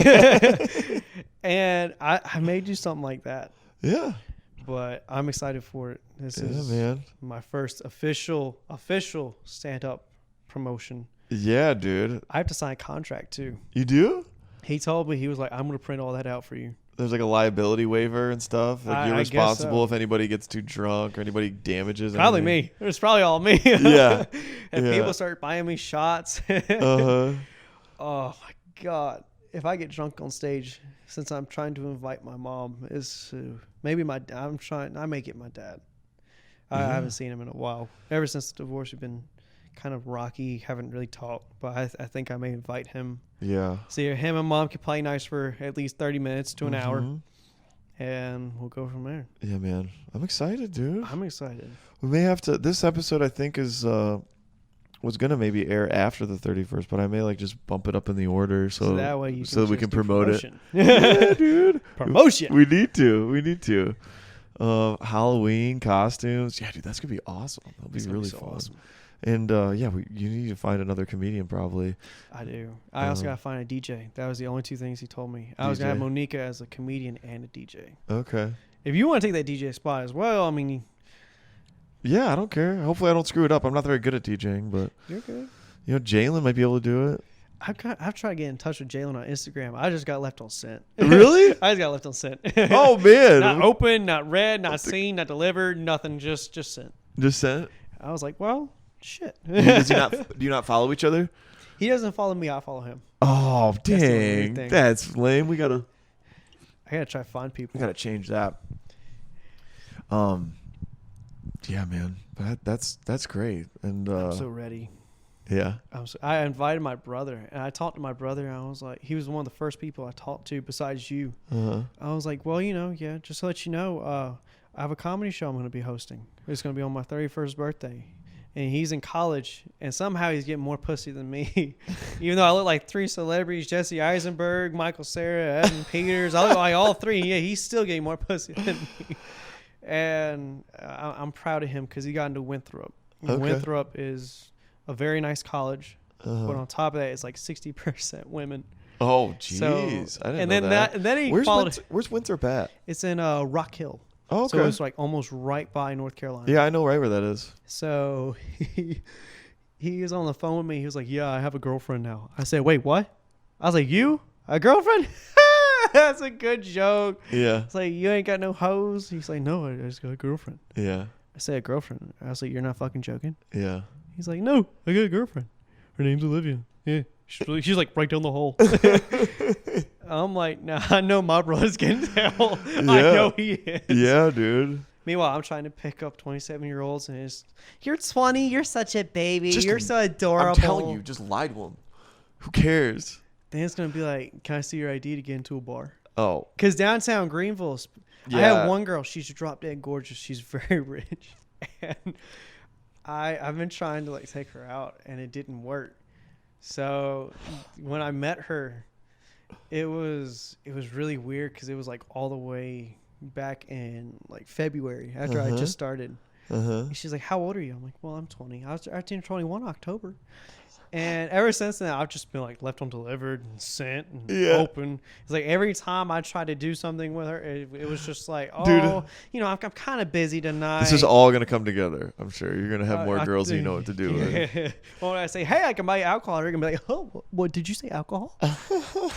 Shots of tequila. Did you hit on Whitney on stage one time? I think I did. I'm not even going to lie. I tried. I'm not going to lie. I tried taking her out her last night. I was like, it finally was starting to come to the realization. I was like, dude, I'm probably never going to see her again. I was like, hey, Whitney. So for one, she's drop dead gorgeous. Yeah. But for two, it's like, I'm not good with beautiful women at all. Nobody is, dude. It's nerve-wracking. She is gorgeous. And I kept talking to myself the entire time. I was like, okay, this is the second show. After this, she's probably going to be long gone tomorrow. And so I was like, hi, Whitney. So I don't know what you're doing, you know, after the show. But if anything, I would like to maybe take you out. And what'd she say? She's like, oh, that is so sweet. However, unfortunately, my flight is first thing in the morning. And she was in LA by 7 a.m. the next morning. So it was early. I was like, fuck. And of course, like, I'm also a server, and I'm not good in that situation when it comes to rejection. I don't know how to go about it. I can't just have a full-blown 20-minute conversation with her. And it's like, okay, well, yeah, I got to go to my tables. And she's like, oh, yeah. Hi. Dude. I had to apologize to her. I sent her a text on Messenger. I was like, dude, I am so sorry. I really wished I could have hung out with you earlier and sooner. I was like, holy shit. You're a good guy. That's pretty... That's hilarious. That's adorable. I hate saying adorable. I sent a text. I was like, I am so sorry. As you saw, I am not that social. I am very antisocial. Dude, no. I am so sorry if I made that weird. No, you did it. I love it, man. Shoot your shot, dude. That's great. And I don't know. I think with the age thing, I mean... It's really weird.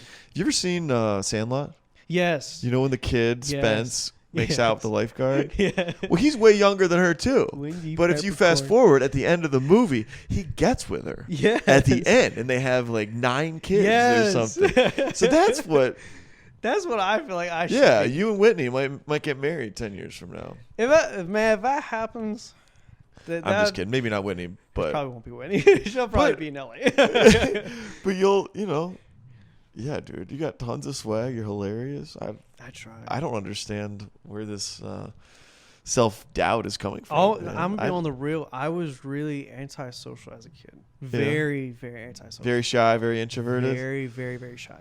So when I became a mascot, like my mom got the phone call because they had like online signups or whatever through the school. And we had like some bullshit Gmail fucking ripoff called Gaggle or some shit where they can monitor all your emails. You're like, please look at your Gaggle account so you could look at the interview and just fill out the Google Docs. It was like name, what grade level you're in, and what periods you have, all the other shit. And my mom got the phone call after they did an interview with me. And she was like, wait, my son wants to be a mascot? Are you sure? And she came in there, and they had to sit down and talk with her about it. And she was like, are you sure? My son? The antisocial little shit out there? And she was like, well, I mean, if you really want to do it, I don't care. Yeah. I was like, okay, we'll do it. Yay. Awesome. Yeah. Yeah, I was really antisocial until I started to become a mascot. Okay, gotcha. I had a crush, and I still kind of do, on the head cheerleader. Yeah? Yeah. Where's she at now? I had like 2 different crushes on cheerleaders, and they were both blondes because I was fucking in love with blondes. Uh-huh. And one of them I'm friends with, but she's always very busy. She goes to USC, and she is a little bit of a party animal, so I gotta save up money if I go out with her. The other one, she was very rich, and she came from money. Okay. And you don't know. You don't always want those kinds of girls. She was, it was very, like, you could tell she was very Christian. She had all A's. She did pageants. She did all this shit. And it was like, I never stood a chance at all. Not with that attitude. Yeah, well, I tried. I was like, hi. So I don't know. And of course I made anti-social. So I'm like, hi, I don't know what you're doing, but is there any way like I could take you out? It's like, maybe. And then I sat there, I went out there, I was like, yeah, baby, I got her. After that, I never heard shit from her. Oh, you thought maybe meant yes. And I was like, yay, I'm going out with cheerleading. And then I was like, fuck. And yeah, no. I think she has a boyfriend now. The other one, I barely talk to. Mm-hmm. But it's like, I used to be close with all the cheerleaders. Yeah. Because I was the mascot. I used to be close to all of them. I knew all of them throughout the grades. Right. And over the years, I've just kind of like drifted off and gone back to being antisocial. Okay. So that's why like I'm trying to keep a little bit more out there, trying to like this kickball tournament. Like I just stay at home besides working. Yeah. And then when I turn 21, hopefully I can just go to bars and just well, you don't want conversations. You don't want to just be hanging out at the bars all the time either. But yeah, dude. I mean, and you can keep doing comedy and stuff. You know. You'll have friends with that, and I have friends with you. Yeah, dude, we're friends. I'll hook you up with my friends. You hook me up with your friends. We can hang out. Yeah, dude, we can hang out whenever. Yeah, man, it'll all come together. That's what I'm hoping. Yeah. So you said when you were 17 and your parents separated, you comedy helped get you through that. What kind of stuff were you watching back then? Man, it was a really, really dark time in my life. That was the darkest time of my life. Yeah. And honestly, I never even told him. Like, I kind of fell into a depression. Yeah.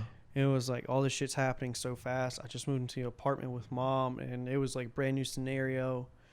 And I think it started with Jeff Dunham, and Puppets. It went to Gabriel Iglesias. And then it went to Dave Chappelle, and then it went to like all these other comedians, and then I started getting to comedy. And I started with like those two, and then I got to Dave, and then I just worked my way up. And I was like, dude, I fucking love comedy. Yeah. I was like, but I don't have the balls to do it. Oh. Until the mascot thing happened. Until the Matt Foley sketch. Yeah, until the Matt Foley, and that was just built up mascot, just rage, just popping out. Yeah, dude. Just, you're knocking him out the jack squat. And I said that, and my mom pulled me over afterwards. She was like, do you even know what jack squat means? I'm like, no, it's just a funny phrase. She's like, Hayden, it's a double entendre and a cleaner version for jack shit. Yeah. I was like, oh, awesome. Only the adults would know that. And then all the adults laughed at that one joke just because of Jack Squat. Yeah, yeah. That was. I think Jack Squat's funnier than Jack Shit, actually. I'm gonna do that for my 31st. You're not gonna mount the Jack Squat. Yeah, dude. Do the whole. I'm gonna sketch. do it. I want to do that to college kid, specifically USC kid. Yeah, I just want to do. Are you gonna have USC kids in the crowd? Do you think? I hope. I hope. I'm gonna be inviting a bunch. I'm gonna have like one group, one text message. I'm gonna send it to one person. Copy, paste to everyone. Are you selling tickets? Yeah, they are gonna be selling tickets because it is an actual like comedy show, and they do want to make a profit off of it. Okay. Which to me, I don't think it's gonna be that much. I think maybe at most like $20, if that. Okay. But it's like I think it's gonna be more like 10 or 15. Yeah. Only because they're like comedians like you, me, and Lamar. They're not like well known like Dave Chappelle. No, I would not charge $10 to see me. Maybe 10. Yeah, you would charge that. I'd give you 13. 13. $12.50. $12.50 to see you. But you have to include Bill Rye. yeah, Bill comes with cancer. When I saw him on stage for the first time, it freaked me out. Did it really? And it was like my second time like being there, and I saw him on stage. I went, I swear to God, if I bomb worse than that, dude, I will never do comedy again. Because he had such a weird thing. He started. That was early when he bombed, when it was very quiet. It was very quiet, and that was because he started off with Christianity. He talked about Christianity, and then he didn't get jokes until it was like, I'm the straightest gay people that that they know. Uh-huh. Mainly because my dick was in his mouth, in my mouth. But it was like, what the fuck? Yeah. Yeah, I think he did have some bits about Jesus' foreskin or something. Yeah, it was like, Jesus, did he want us to have foreskin? Did he want us to be circumcised? That was like his first couple of times ever. Dude, he ditched a lot of that. He did, luckily, because it was just like, what the fuck? There were times I had to stop walking with a whole plate of alcohol. I went, what the fuck did he say? Jesus' foreskin. Yeah. And then you were one of my inspirations for doing stand-up. What? Why? You, Whitney, and Ryan, you three were the main reasons I did stand-up. Dude, that means... Why, though? Because means so much. I had never done stand-up, and I was really nervous about how I would do. And it was like the first 1 or 2 times I had seen you guys. And I was like, they must be regulars. You know, the one girl talking about how she's a slut, but I can't get with her. And then I was like, you have the big ass dude who's like over here trying to fuck someone's mom. And then you had you, and I was like, you know what? He has such an awesome brand of comedy. And I was like, his jokes are fucking hilarious. You like me? Yes. I was like, you know what? Thanks, I'm a fan man. of his. I was always you three that I really got used to. And then it was like Brandon and Jalen and Monica when I got used to them. Uh-huh. And then it was like Jarrell. Jarrell, I love Jarrell. Jarrell was fucking hilarious. Yeah, I'm a big fan. But yeah, you really got me into comedy. I don't think you knew that. Are you just saying that? No. That means so much to me, man. I had to think about it the other day when you were talking about podcasts. I was like, well, you know what? Like, it's gone a lot, and it's been a long time since like January. I've gotten to know him. I've gotten to like listen to his jokes. You know, I want to feel a lady when she's pregnant from the inside. That's awful. That's awful. You know, I had a girl sucking my penis once. No, I didn't say that. I don't know. You could have. Yeah, I could have. You could have at some point. Yeah. But it was mainly you three. You guys were like the main trio that I saw for the first time on stage. Mm-hmm. I was like, those three are getting a hell of a lot of laughs. Mm-hmm. You know, Whitney was getting laughs because she was talking about her sex life and she was talking about being a slut. And I couldn't help but laugh at that. Right. And then you had Ryan. And Ryan was just so brutally honest and didn't give 2 fucks. Right. And then you had you, and your jokes were just hilarious, even if you had to take pauses. Mm-hmm. And that was my thing. Like, you only have 5 minutes. You got to do jokes. They have to be joke after joke after joke. And you showed to me, like, you know, well, you know, I did this one time. And then you would take a pause. And then you would complete the joke. Right. And I was like, okay, so I can take time on stage. I don't have to rush through it. Yeah, you don't. All 3 of you guys combined made me. This is why I had you on, just so you can know. That means, dude, that means so much to me. You have no idea. Because I go through a lot of phases where I just feel like I don't feel, you have self-doubt. You're like, I don't feel funny today. No, you are hilarious. I moved out / got kicked out like my 2nd or 3rd weekend to Comedy Zone. You got kicked out? Yeah. Why? Yeah. What happened? It was a long story. Me and my mom, we didn't see eye to eye, and a cop was called for no reason at all. And, oh no! What'd you do? And he was like, "Well, you can either stay here, or you can go to your grandparents." So I went to my grandparents, moved in over there, and that was hard because I had to get my own phone because like it was owned by her, and then I had to pay my own phone bill, and then I had to do all that shit. And when I got back to open mics, it was still you 3 there, and it was still like you cracking the same jokes. I was like, dude, I guarantee you that dude goes through the fucking shit like every single week.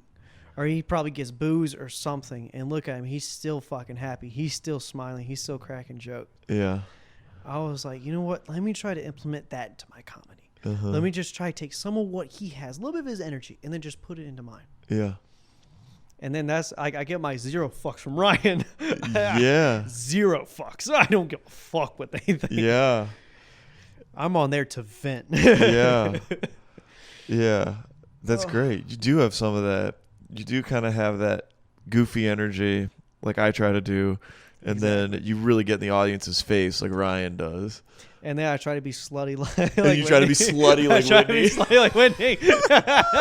I was like, if I combine all three of them into me and try to take a little bit of what they have, maybe I could be somewhat successful. Dude, no, I think you have your own unique. I know you may be like implementing stuff, but I think you have your own unique style. Were you there when I tried doing the Disney jokes? Remind me what the jokes were. I'm not even joking. One night I had a pen and paper, and I thought about rewriting "Friend Like Me" to be like slutty, so they were all R-rated Disney songs. You ain't never had a friend like me. That's Aladdin. Yep, right? yeah, "Friend Like Me." So yeah, that's Robin Williams. I was like, shit. It was something like,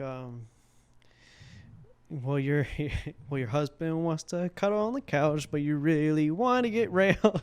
Well, let me tell you something, honey. You got a toy right up your sleeve, and it's never gonna ever fail. You got some power in your corner now. Get the ammunition in your can. You got some punch, pizzazz, you who and all you gotta do is rub that line. Oh my gosh, I don't think I was there. What will your pleasure be? And I started remixing that song. It was like, can you feel this dick tonight? And I did a bunch of other ones. Dude, I love that. That's great. It's a Whole New World, I think, was about a guy opening up being bi. I think that was one of them. Open up what? Opening up, like, being bi. So it's a whole new world.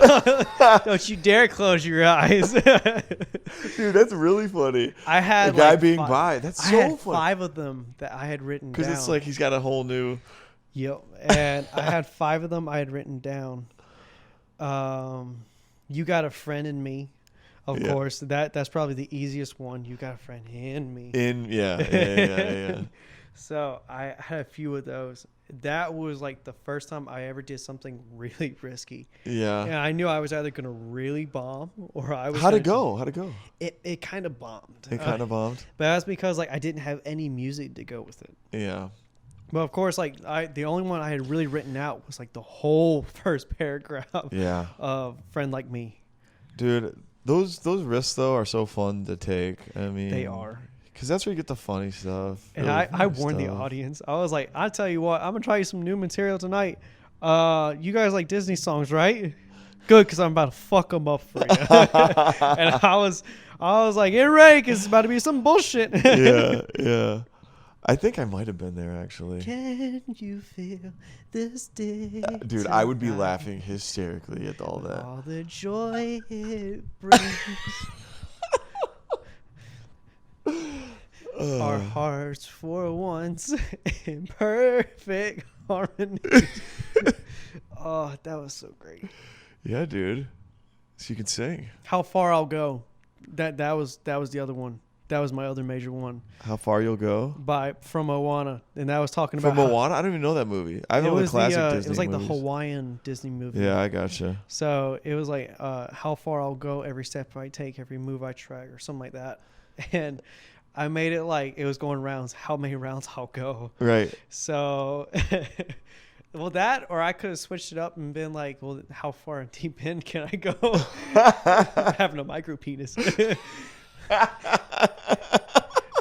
Like it's soft in her mouth. Like Bill Nye. Like Bill Nye? Bill, I can't help but quote him. There are some times where I just think, if Bill was here, he'd make my life better. Dude, absolutely. Bill's hilarious. I need him like the fucking Call of Duty fucking kill count guy. Yeah. Well, you got another one. Yeah. And another one bites the dust. I don't know the kill like count my guy. dates. What is that guy? Is that on you? Is that a YouTuber? It's like whenever you get a kill in like Call of Duty, it'll be like insta kill. Oh yeah. Double kill. Annihilation. Annihilation. Wait, isn't that's something else? Isn't that? I think that's Quake too. But it's like if Bill did that, it'd be like, well, good job. You killed another one. Just like how another one of my dates went. I killed another one. Like, look at you. You're on a streak. unlike my sex life. Your Bill impression. You're going longer than my dick is long. Oh, that's dude. 4 kills in. You're bigger than my dick now. Oh my gosh. That would be awesome. So, was Chico Bean your favorite celebrity comic you met? I actually thought about doing like Preacher a TikTok, Lawson. like rating them. But Yeah. I know if I do it and I blow up to fame, it is going to be so much bullshit. Yeah. Chico Bean, Preacher Lawson, Lavelle Crawford, I was a Dude, fan Lavelle of. Crawford's great, man. I could barely understand them though. I'm gonna be on the real. Yeah. I was back there checking out the checks and He does have a delivery style that's hard to was- understand. Ginger Billy, he was another one that I never knew prior. Mm-hmm. I saw him. I think those are my top 5 by far. Yeah. Um, Ginger Billy's pretty cool off stage. He is pretty cool, and he's like the same way that he is on stage. He likes going over the top. He's a really cool dude. He's a family man. He's funny as shit. Yeah, and he and Brandon are They're on a tour. blazing the trail. I didn't even know he was on tour until I saw Brandon, and he's like over there posting with Ginger Billy, and Ginger Yeah. Billy's posting. Now, look at this motherfucker. This motherfucker ate 4 burgers in a fucking row. That's a good impression, dude. It's like, but I tell you what, I only have one comedian that I absolutely hate. Who's that? That was Jess Hilarious from Wild 'N Out. Just hilarious. Jess Hilarious. Just hilarious. That is the only one that I have ever told people do not go and see. I've never seen. Is it a guy? Him? It's a girl. Girl, Jess hilarious. Yes, and she was on Wild 'N Out. She's been Why on didn't you Wild 'N like Out. her? So first off, she is the only comedian to this day to have 3 sold out shows in a row back to back. And my job as a server is to, you see you want some more drinks? Okay. And corporate sees it as like, making as much money as you can. Right. And you don't want to drop too early Right. where they're not able to get like, oh, well, can I have another beer if I just close out your tab? Oh. Yeah. Yeah. So she was supposed to do an hour. Uh-huh. Since it's sold out, we started closing out at like 30 minutes. Mm-hmm. So we're getting 10 minutes, we're getting as many checks as we can. And next thing you know, it's just, and I walked out. Y'all have a good night, everyone. And all of us servers, we went, what the fuck? Me and Victoria. How who early trained did she me, call it? She did it at she was doing 40 minutes things. Uh-huh. And it was supposed to be an hour. And we were going to take that extra 20 minutes to get all the rest of our checks. Mm-hmm. And she's like, you have a good night, everyone. And she just walked the fuck off stage. And me and Victoria, as you know, we looked at each other. We said, you're fucking joking, right? I'm not even joking when I say I sprint from one side of Comedy Zone to the other and got those checks out. Uh-huh. It was brutal. By the last show, we were dropping as soon as she got on. Wow. Even though she had a 40-minute set, we were dropping as soon as she walked on that stage. Wow. And She have an opener? I think she had one opener, and then it was just her. Okay. So I think the opener did maybe like 10, 15 minutes, and then it was just her. Yeah. And that's cool and all, but it's like we had so many walkouts. We lost hundreds and hundreds of dollars. Because the show ended early? Yes, because she kept Were they finishing mad? Was early. the audience mad? Did they feel like they didn't get a full show, or did they not No, notice? they got a show and they liked her, but personally she wasn't funny. To me, she Maybe was. you were mad too. She about was the not checks. fucking funny. That was the only time I have ever really truly been pissed off at a comedian. Oh my gosh. And that night, me, Tech, and Victoria, we all made a blood pact. Yeah. We told our boss straight to his face. We were like, if she ever comes back to fucking Greenville, we're quitting our job. We will not work that night at all. And I stand by it to this day. She was by far the worst comedian that we have ever had at Comedy Zone. I have seen so many comedians. I've served many. And just dog shit. Yeah. I want to see DC on Fly. I want DC on on Fly Fly? in Greenville. Yeah, he's good. That's who I want. Uh-huh. All 85 South. 85. Didn't they come to a show at They did. Bon Secours? At Bon Secours, not Comedy Zone. Damn it. Yeah, they're bigger than that. I remember when they were in town, I saw the sign outside. I was like, holy crap, look at all these people. Like they sold out the arena. I was out of town by the time they came to Greenville, and Yeah. I was in Georgia. I went, you're fucking joking. Yeah. So they got one coming in November. I'm trying to see where I'm at. If if it suits everything, it goes right. I pay all my bills and everything. I still got enough to get a ticket. I'm gonna get a ticket. I'm gonna take a 5-hour drive down to Charleston, and I may take my mother. Oh, dude! Just as a special. You're such a good kid, dude. I mean, we're not always on good terms. There are some days where it's like, "Fuck you," "Oh no, fuck you," but it's like I do try to like make time. I do try to at least do a little bit. Yeah, you're taking care of her. I'd feel wrong if I didn't take her to see all three, for Chico Bean, DC Young Fly, and Carlos Miller.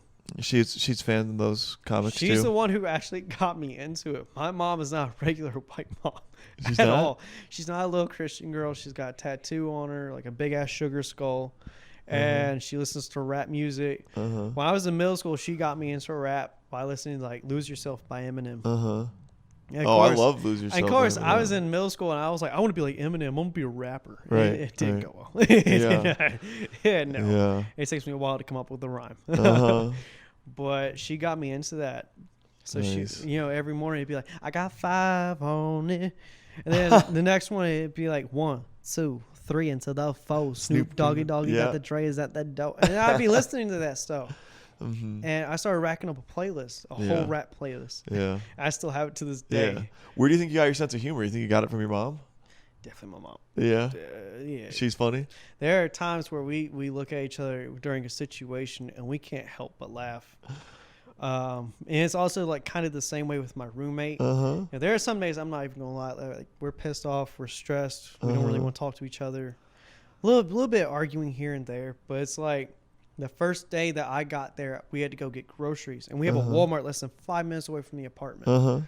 So I drove down there. We were getting groceries, and I got enough for like a week or two. Right. And she looked at me and she went, "Hayden, there's nothing to fucking do in Clemson." And as soon as she said that, I went, and my eyes widened, and she turned around, and we couldn't help but look, and there was a fine ass fucking black officer, ripped as fuck, tatted all the way down. And he wasn't fat or he wasn't tall, he wasn't too ripped, but he was enough so he looked fucking fine. And I looked at her and she went, I was like, yeah, Clemson has nothing to offer, right? Yeah, there's something to do in Clemson. Hey, officer. She was like, Hayden, shut the fuck up. You were trying to set her up with the officer? I was like, you either get his number or I get his number. She didn't want me to embarrass her, so neither one of us got his number. Oh, too bad. Missed opportunity. That's a whole missed opportunity. Yeah. We could probably look him up. Probably. Cop in Clemson. Handsome black gentleman. Tatted on his left arm. Tatted on his left arm. You're like, I could ID the guy. He's probably got a 10-inch dick. I'm not even lying.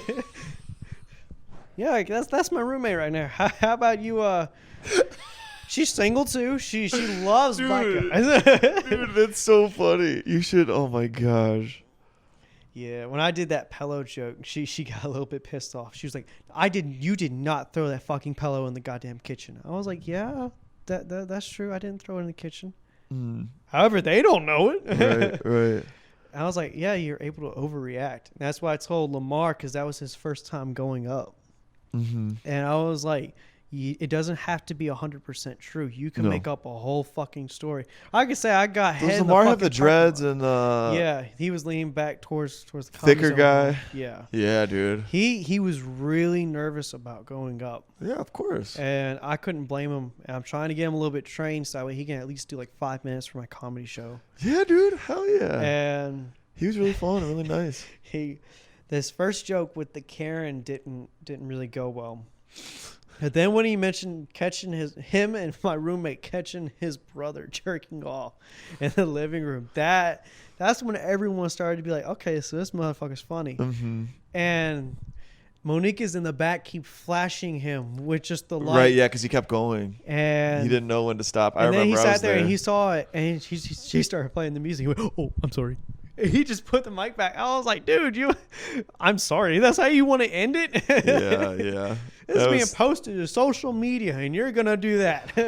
Yeah, I don't know if you want to post your first set. I don't even think I have my first set recorded. I only have 2 recorded, and I posted them on TikTok. Really? But the thing is, Did it's they like get likes? Every time I go to record something, it's like 1 out of 5 are actually good. Yeah. All the rest of mine are just dog shit. I agree, man. I record all mine. I don't post them much. Those are the only 2 good ones I got. And Yeah. even then, it's like people that are just on social media, if they don't have an open mind, if they're not used to comedy, like I had 2 people on the last one, and it was like, you call this fucking comedy, this fucking sucks. The other one was like, this is a pitiful excuse for jokes. And it's like, I deleted them, of course, because I don't like negativity. I agree, man. I don't like negativity either. It's like, that's fine. You can keep up with those comments, but it's got, over 1,000 views. So yeah. what does that one comment mean? Yeah. Louis C.K. has a comment about that. Like, you can't, like, some people are just going to not You're like gonna, you. I think those people are freaking stupid. You're going to have fucking haters. You're going to have haters, man. He said that. He said it's a law of, like, mathematics. Like, the more people see you, the more people are going to not like you. More people are, hopefully there's going to be a lot more that like you, but. That's the hope. Yeah. But he said, like, in an arena with thousands of people, he was telling this to David Letterman, I think, and he said there's at least, like, a few hundred that are like, I don't really get that. Yeah. You always have that one when you're performing that's always just judging you. Mm-hmm. They're all judging you. I thought that was going to be you and Whitney. Because, like, my first couple of jokes. Judging you guys? You guys had, like, a few, like, especially Whitney, her facial expressions said everything. So there would be, like, a joke that, like, I may have, like, fucked up and it was a bad joke or it landed the wrong way. She would just go. And then she'd just be like. I think I'm laughing hysterically at everything you say. I thought most of it was fake. I was like, this dude's laughing just to laugh. No. I never laugh just to laugh. People think that because I laugh a lot. I can find a lot of funny in anything from comics because, think about it, I mean, it either bombs and that's funny to see somebody. Yeah. When they can relax and it's okay. Or it's genuinely, like, hilarious and you're laughing at the joke or... I don't know. There's a lot of stuff. Like, I like the person. If I like the person, I'll laugh at him. You know?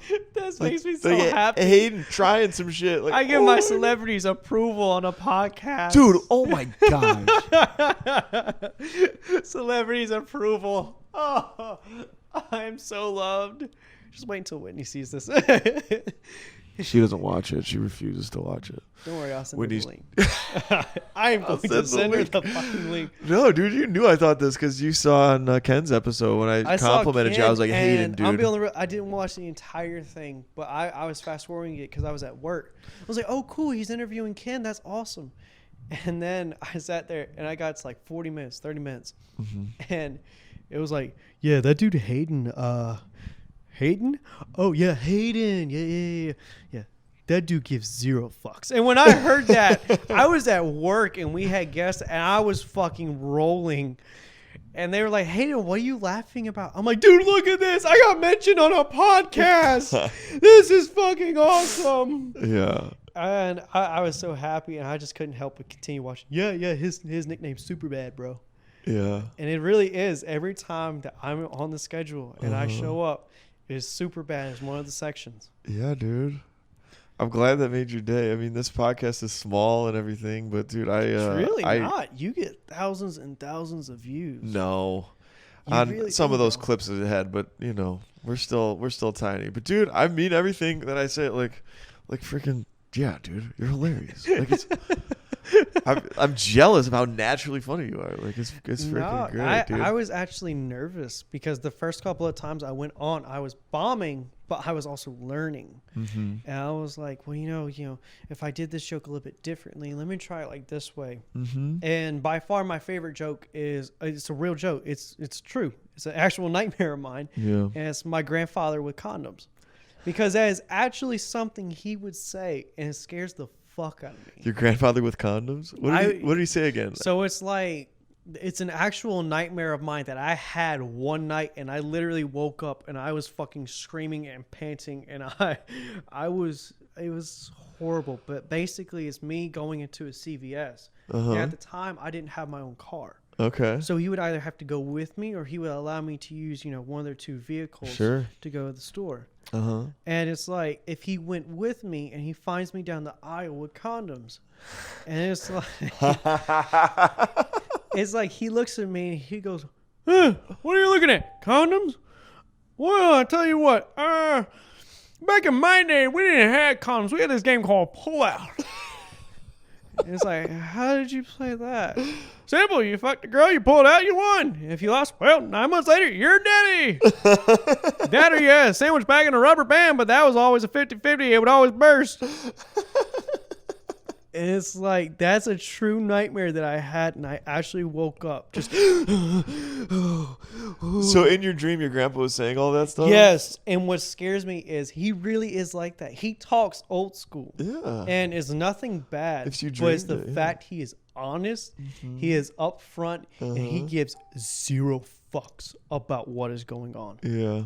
at all. I love it. And that scares me.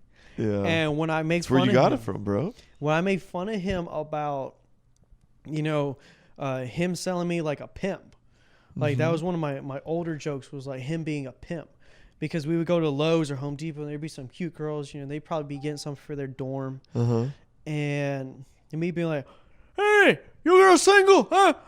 Oh, you're single. Oh, beautiful. This is my grandson. Yeah. Yeah, he's got all his shots. He's got everything. I tell you what, he's single. Yeah. And that's a real thing. Yeah. He has done that before. Yeah, he pimps you out. He pimps me out like a hoe. Yeah. What makes it weird is when their boyfriends come along, and then it's like, Pops, shut the fuck up. It's like, hey, you want to take him on too? Hey, you need some football, buddy. Hey. Yeah. And it's like, Pops, shut the fuck up. Dude, that's great. And that actually happens. And it has happened before, and it scares me. Yeah. You tell that as a joke on stage? Yes. That. Dude, that's great, man. Is your grandpa still alive? Yes. Yeah. He just turned, I think he turned 78, 79, 80 years old. Yeah. I think he's 80. Gotcha. So he's... Hell yeah, man.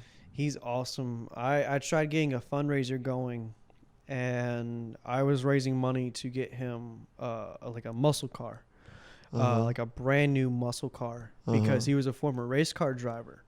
Like he raced for like 20 years. Wow. He has like fucking photo albums of all the cars he did. He had fucking stories like, well, back in my day, you didn't have a fucking pit crew. You didn't do it your damn self. And he would be telling me about like how you only had an hour. You had 1 hour to get your car ready. If there was a malfunction, if a gasket blew, you had to fucking fix it. You had to get a rubber band, duct tape, something to fix it. And it was like, dude, that's fucking awesome. Yeah. And I tried raising a fundraiser, and it didn't really get anywhere.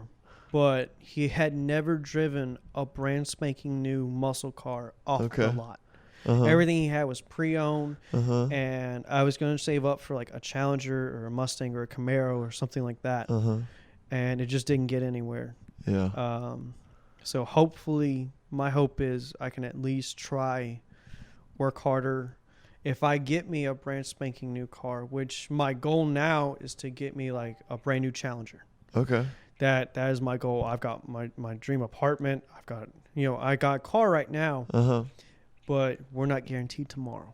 We're not guaranteed the next second. I can have a heart attack right now with as much sugar as I got in my bloodstream and have a heart attack right now. And Right. So it's like, I started thinking like earlier this week after like we talked about the podcast. I was like, I don't got forever on this place. I really don't. And, being with David has just made things better. And it's like... It's really like, let's just go for the moon. Let me just get a Challenger, and if I do get me one, and I'm gonna try to make sure it's brand spanking new. And if that's the case, I'm gonna hand him the keys. You're gonna give your grandfather a Challenger. And I'm gonna let him drive it off the lot. Dude, because for me, you're such a good kid, man. Because I see it like this: like he's 80 years old. At this point, anything could get him. If there's an Echo variant and he catches it, he probably will die on the spot. I'm not gonna cap. But it's like I will have plenty of opportunity in my life to own a new car. That's a given. However, he's 80 years old. He's 20 years off from being a century old. Yeah. Why not just make it memorable for him? He's had a lot of firsts with my uncles, with my aunt, with you're my such mom. a good dude, man. I'm blown away.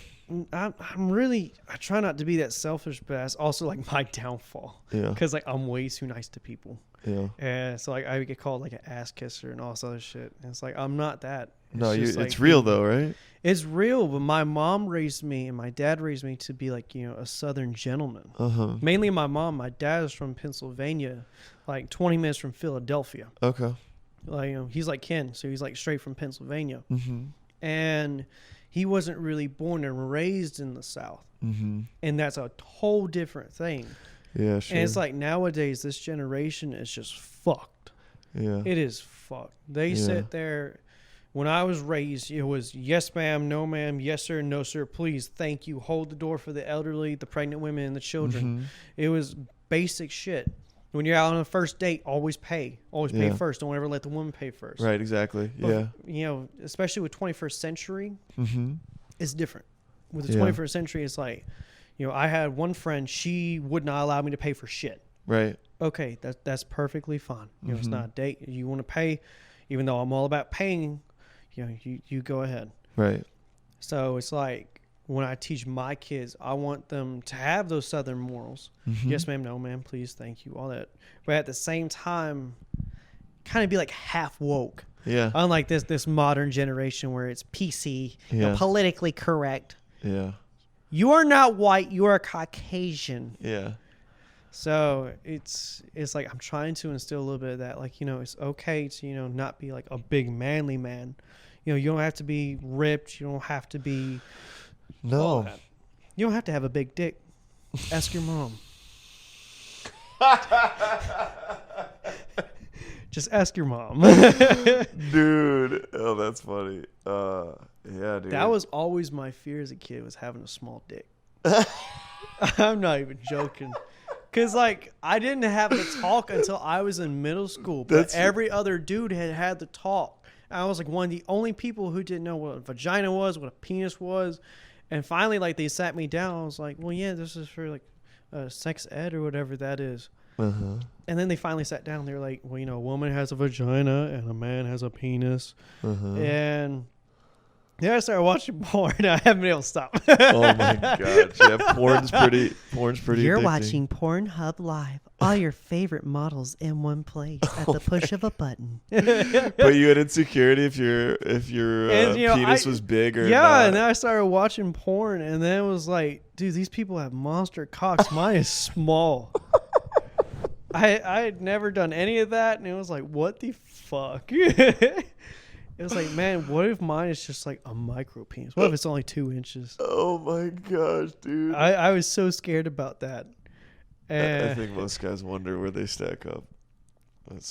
From what I've been told, it's like 4 to 5 inches is the average. So I'm slightly above average. And a nice 6. We don't have to talk about exactly, but I think you gotta promote it. Oh my god! You gotta promote it like a boxer, okay? Yeah. Like with over 121 fights under his belt, he has not lost a single one. Sometimes he has had a tie. It's weird. I think people have talked about this before, but there's no way to change it. For guys, I don't think. Yeah. Like a woman could, if she get a boob job if she's wants bigger boobs. Man, there's nothing a guy can do. But what made it even worse was my mom would instill the wrath of fucking God in me. She'd be like, if you use it, you lose it, and I really believe if you that don't use it, you lose for a it. year. If you use it, you lose it. Wait, what? I've heard both. If you don't use it, you lose it. That's how biology teaches it. If you don't use it, you will lose it. It's evolution. So, but however, my mom said if you used it, you losed it. And I was always like, what the fuck? She's like, yeah, you stick your pee-pee in a girl and it's going to burn off. And I believed that for the longest time. Oh my god. And even still, since I was always a virgin, it was like, dude, does that really fucking does it burn when you go in? And it's like, I thought you were marked for death if you had it. I'm not even joking. After the divorce, 2018, 2019, we moved into a house.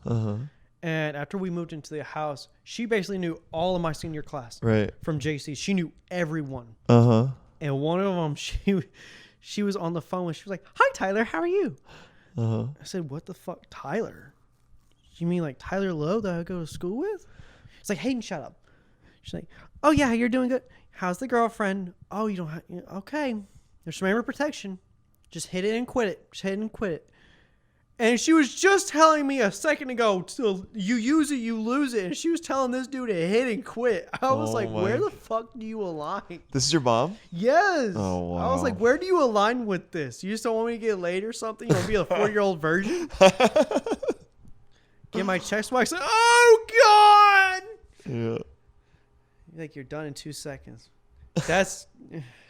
She scared me so bad with that shit. Well, it was so bad. So bad. You're on your way, dude. I'm on my way. You're on your way. Yeah, I never knew my biological father. So didn't? When I say like my dad, like he really was like the man who raised me, and I love him to death. Mm-hmm. And it was really weird because like it wasn't until the divorce that I found out I was adopted. Oh, you were adopted? He adopted me when I was like 1 year old. He did all the long years of paperwork and everything. And I never knew my father. Mm-hmm. And that hit me really during the divorce was like, I didn't know who I was. It was like, because your father who had adopted you was now out of the picture. Yeah. And it was like, okay, well now he's gone, but now I find out I'm adopted. Well, who is my dad? Do I have any siblings? I started asking like all the questions. Right. My mom was just in tears when she told me. She was like, please don't be mad at me. But like, we didn't tell you because the doctor, because, I was a pretty bad kid. I was pretty angry. And they were like, we're scared. Like, if you tell him this early, he might snap. And you might birth a serial killer. Poor kid. And I was like, dude, are you fucking serious? And she's like, yeah. So I sat there and I really struggled with my identity. Yeah. For the longest time, I struggled with my identity all throughout high school.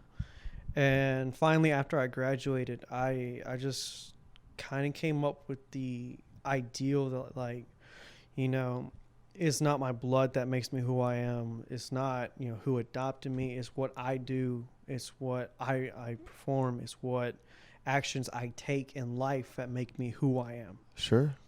I could fuck that broad on the side of the street if I wanted to, but what does that make me? Right.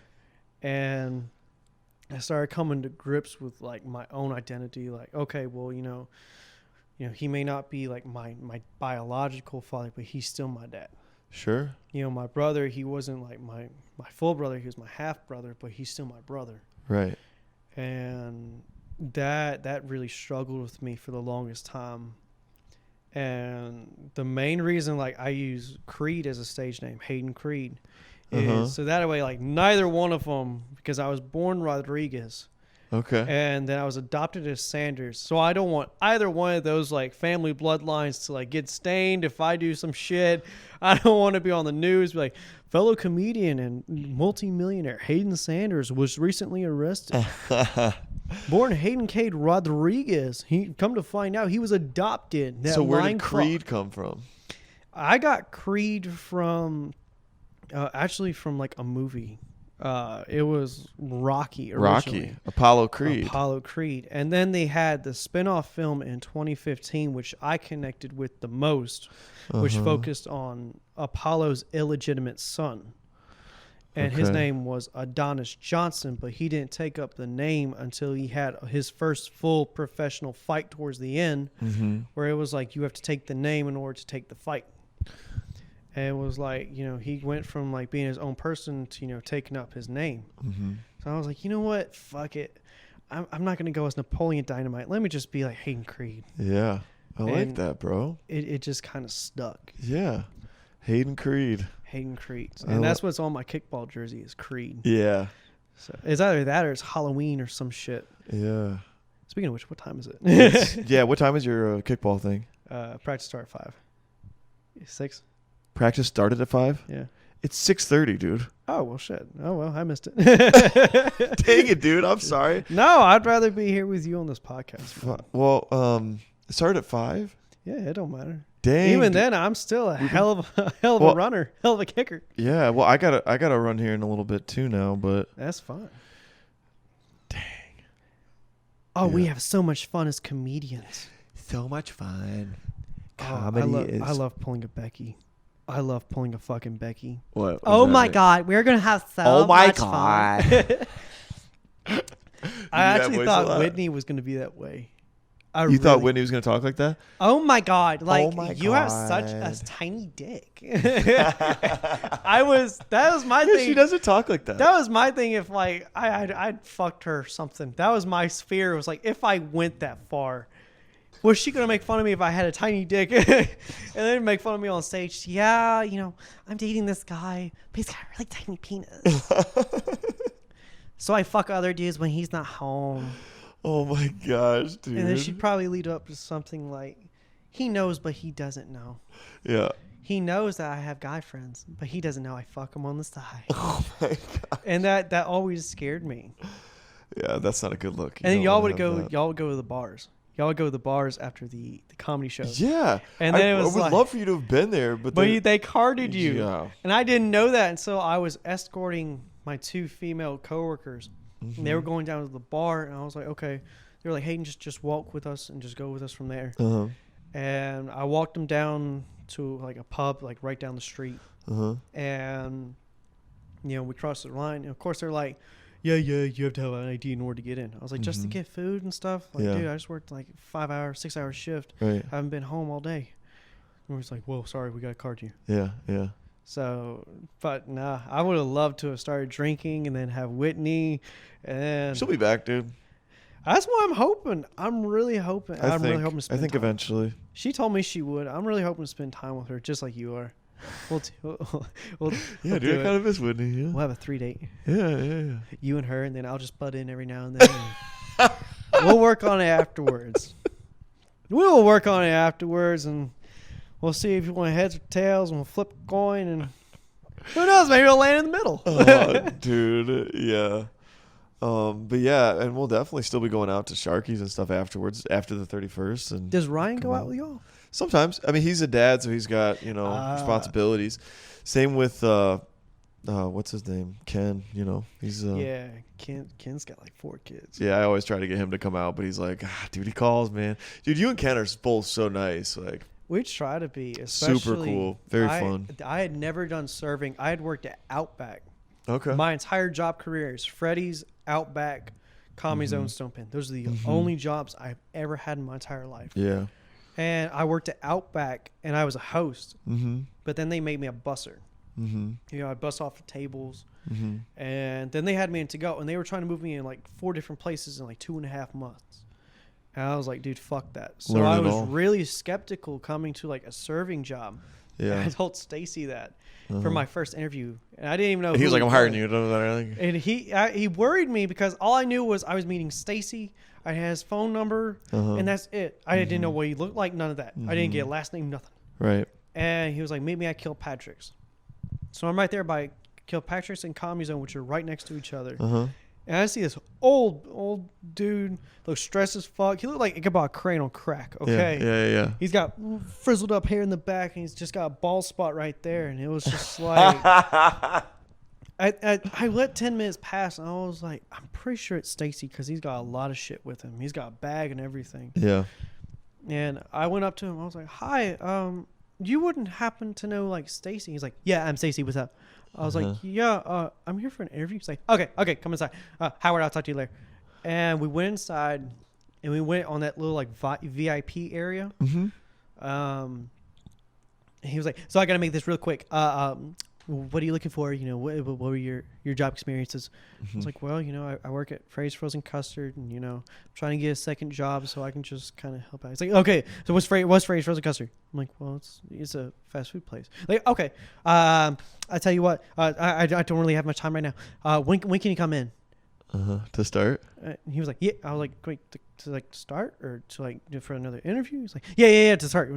What, can like next Saturday work?" Like, when Saturday? I'm like, yeah. He's like, "Okay, good, you're hired. Nice to meet you." And he just went the fuck off. And this was all within like 15 minutes. Yeah. I went, holy fuck. And I walked out of there, and I even called my mom. I was like, "Well, I had the quickest interview of my life." Yeah. That was. Ooh. That's great. I still make fun of him for that. Dude, I love that, man. That's a perfect Stacy impression. Dude, I love that man. Mm-hmm. He stresses himself out. Yeah. That's the only problem I have with him. He stresses himself out. Yeah, I do that too. I'm pretty neurotic. It's funny when we have a sold out show. It's kind of funny, but it's not funny. Yeah. You know, he's kind of pissed off about it because, you know, during a sold out show, there's like 5 million different fucking things happening. Whether you got drinks coming in, the bartender, there's only one back there. He's got a whole list of shit he has to do, excluding remakes, excluding if people change their mind. Yeah. And it was always funny. It's like, hey, what do we want? What do you want? Okay, you need a Coke on the fly. Okay, fine. And then he would just do it. And so he'd be like, okay, I got 5 million things going on. What do you want? Okay, I'll comp it down just a minute. Like I got closing line right here. And it's just like he would do everything 5 million miles at a time. Yeah. And I was like, holy fuck. That would stress me out, dude. I used to work at an Italian restaurant in high school. And the Friday night, Saturday night rush, like we'd just be back there trying to make all the tickets and grinders and pizza. And that one was time, first. and we had like a guy who was on the ovens across the way. Like we'd be making the subs, and they go in the oven, and then the pizzas and stuff. And one time, the tickets got so piled up that the guy who was on the ovens like had a panic attack.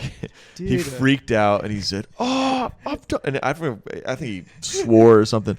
And then he took a pizza out of the oven and then jammed it underneath like this like little thing at the bar.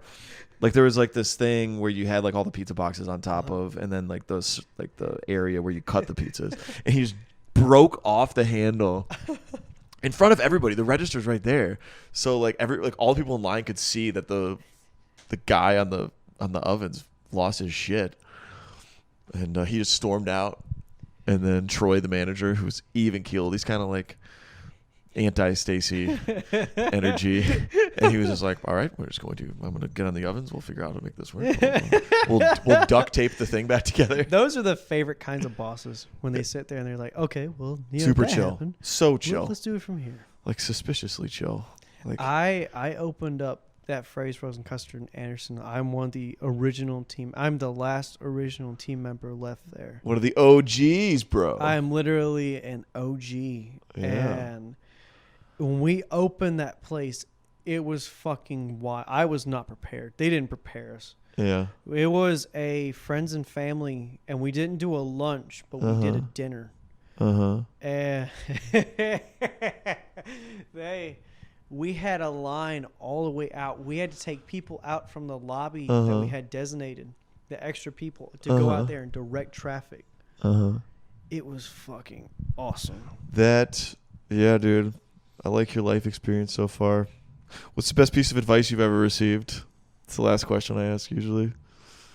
The best piece of advice I've ever received. You're young, but you're wise, so best piece of advice. I got two of them. One of them is treat every second and every minute as your last, because someday you're going to be right. And that was said by Muhammad Ali. And then the other one was good men get fucked over, which is 100% true.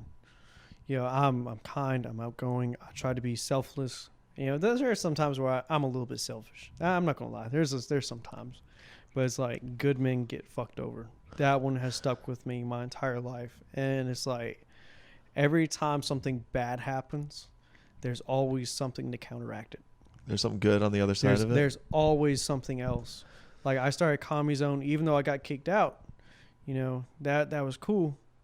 However, I met Chico Bean, I met you, I met Whitney, I met Ryan, I met all these people, and I got my own car, I got my own phone, and I started learning independence, and I started doing all that.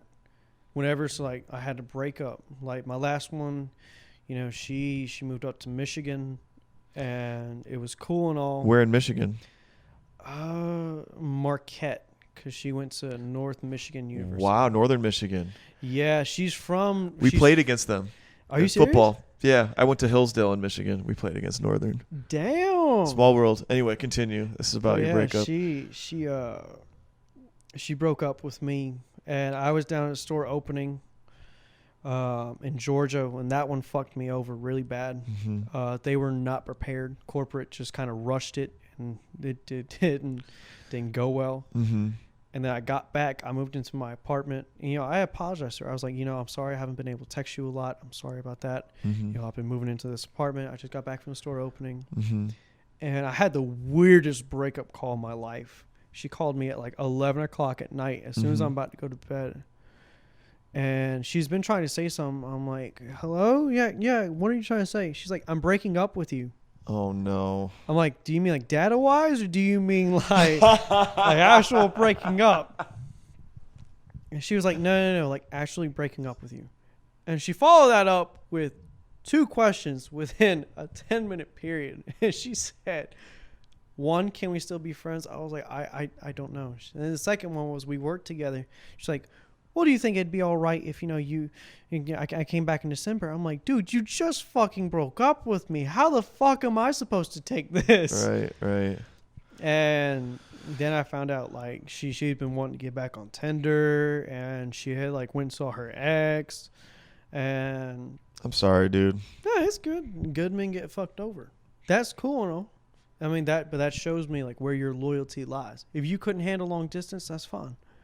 I was more than willing for you to like go see other people. Mm-hmm. I was fine with that. I can't physically be there. Yeah. That's a couple $100. That's at least $1,000 trip just to go up there for the plane tickets and the hotel. Right. So. Yeah, it's hard, man. Yeah, that was really hard. But good men get fucked over. No, I mean, I'm living my life. I'm getting through it. But you're living on your own terms too. Living on my own terms. Yeah. Got my own phone. I got my own car. I got my own jobs. I just got a raise from like $10.90, $11 to $13.25. Hell yeah, bro! For becoming an official supervisor finally. At Comedy Zone. At Freddy's. At Freddy's, yeah, so at Freddy's. I was so happy about that, but come to find out, the vice president of the company was coming down. Mm-hmm. And I was told like 4 people, including like our new like district manager or whatever it was, he was coming down. They come inside, and I knew 3 of them automatically from the 2 store openings I went to. So they're like, "Hey there, what's up, guy?" And I was like, "What's up, man? How you doing?" And I'm over there, and my GM, her jaw is on the fucking floor because I'm dabbing up the fucking vice president and shit. And she's like, "You know Hayden?" And I'm like, yeah, this is Steve, I'm assuming, yeah, and then this is Matt, and this is Taylor, and this must be the new guy. So I was like, yeah. She was like, how the fuck do you know them? I was like, the store openings. Yeah, right. And the moment she said that, she was like, oh yeah, and she started bragging on me because she couldn't help but see that like I knew these people. Yeah. But that's why you're going to get ahead in life, dude, because those people remember people that make them feel good, Yes. and people who treat them but with he respect. didn't. The Taylor didn't know. He was like the new ROP. They kind of split it off. So they were like the regional like managers of multiple stores. Right. And he was sitting down with my boss and me, and I just kind of butted in because I wanted to know. I wanted to keep up to date with my store. And he was like, well, why can't you become a supervisor yet? Yeah. I was like, well, I got 3 jobs. He's like, wait, hold on. You have 3 jobs? I was like, yeah. He's like, where at? I was like, well, here, of course, Comedy Zone, Stone Pen. He was like, you're fucking joking, right? Yeah. I'm like, no, I'm not joking. I work hard. I need to pay my bills. I got shit I want to do. I got goals I want to achieve. And right now, having 3 jobs is the only way it's going to pass. Yeah. So I walked off. He made me go to the store and get some stuff to like help clean around the building. And my boss pulls me into the office, and she said, I'm going to tell you this. You do what you want with this information. I'm not responsible for what happens afterwards. You're getting paid up now to $13.25 an hour. And you're going to be able to still go to NROs, which, that's an easy almost $2,000 right there. Right. And I was like, wait, what? She was like, yeah, so you got a raise. You got your stand-up raise, which was like 25 cents or some shit. And then she was like, he added an extra 25 cents because you work 3 jobs, and he wants to make sure that, you're well taken care of. Dude, that's awesome, bro. I was so happy because that meant like I didn't have to take a trip to Greenville, which is a 40-minute drive, which kills gas. Yeah, dude. Speaking of, thank you for coming here. Yeah. I love this. I was going to go to kickball practice, but that seems long gone. So yeah, how long do you think we've been talking for? I got no fucking clue. 2 hours and 20 minutes. Are you serious? Yeah. That was shit. Yeah. Yay! Awesome. Yeah. Yeah. No, dude, podcast. that's great, man. Yeah. So Yeah, proud of you, bro. That's awesome. it wasn't easy. Mm-hmm. Those 3 jobs fucking killed me. Mm-hmm. But now you're down to 2. Now I'm down to 2. Fridays and Comedy Zone. So, and on top of that, it gives me a little bit more room to like hang out and be able to like go out And do comedy maybe more nights. and do comedy more nights. I'm still trying to get used to like going to different places, especially in my schedule. It's like if I don't come home until like 6, comedy show starts at like 7. Yeah. And I gotta account for traveling and make sure I'm in there. Yeah. I think the one I'm really excited for is Laughing Skull. Laughing Skull. Yeah. I've been told a lot about that. I saw I'm going when there you Wednesday. went with Matt Addy. I'm going there again this Wednesday, dude. It's gonna be fun. Are you serious? Yeah, you should sign up, bro. I talked to Ken. He was like, dude, it's a 2 months wait. It is. So you I was like, what the fuck? yeah. I was like, dude, I have to plan a whole 2 months and a hotel because there's no way in hell you could drive back. I drive back the same night. You drive back the same night? What time are you usually done by? Well, you could leave early. I think it starts at 8. Done by 10. You'll be back by midnight. You'll be back a little sooner if you're only going to Anderson. Going to Clemson. Clemson. I mean. Clemson. Different. Yeah. It's different. I don't know. I'm way lazy. Different. Yeah. I mean, Granite it's like a straight shot, but you have to go through all that Atlanta traffic. That's right. All of that. Yeah. No, it's bad. I used to live in Atlanta. Man, ooh, that. But yeah, dude. 100%. You should sign up. Yeah, I'm definitely trying to get out there. Especially with this comedy show come Halloween. Yeah. Yeah, that's a good segue. Promote yourself. So where can Damn people straight. find you on TikTok and They're going to find me on Instagram? TikTok. They're going to find me on Instagram. However, it's just my normal Instagram is public. What's it called? What's Hayden? Hollow HALLOW 103100. Okay. I have like 2 of my comedy things up there, maybe 3. Nice. And on top of that, October 31st, all of it's getting recorded. All of it. Your performance, everything is getting recorded bit by bit. Okay.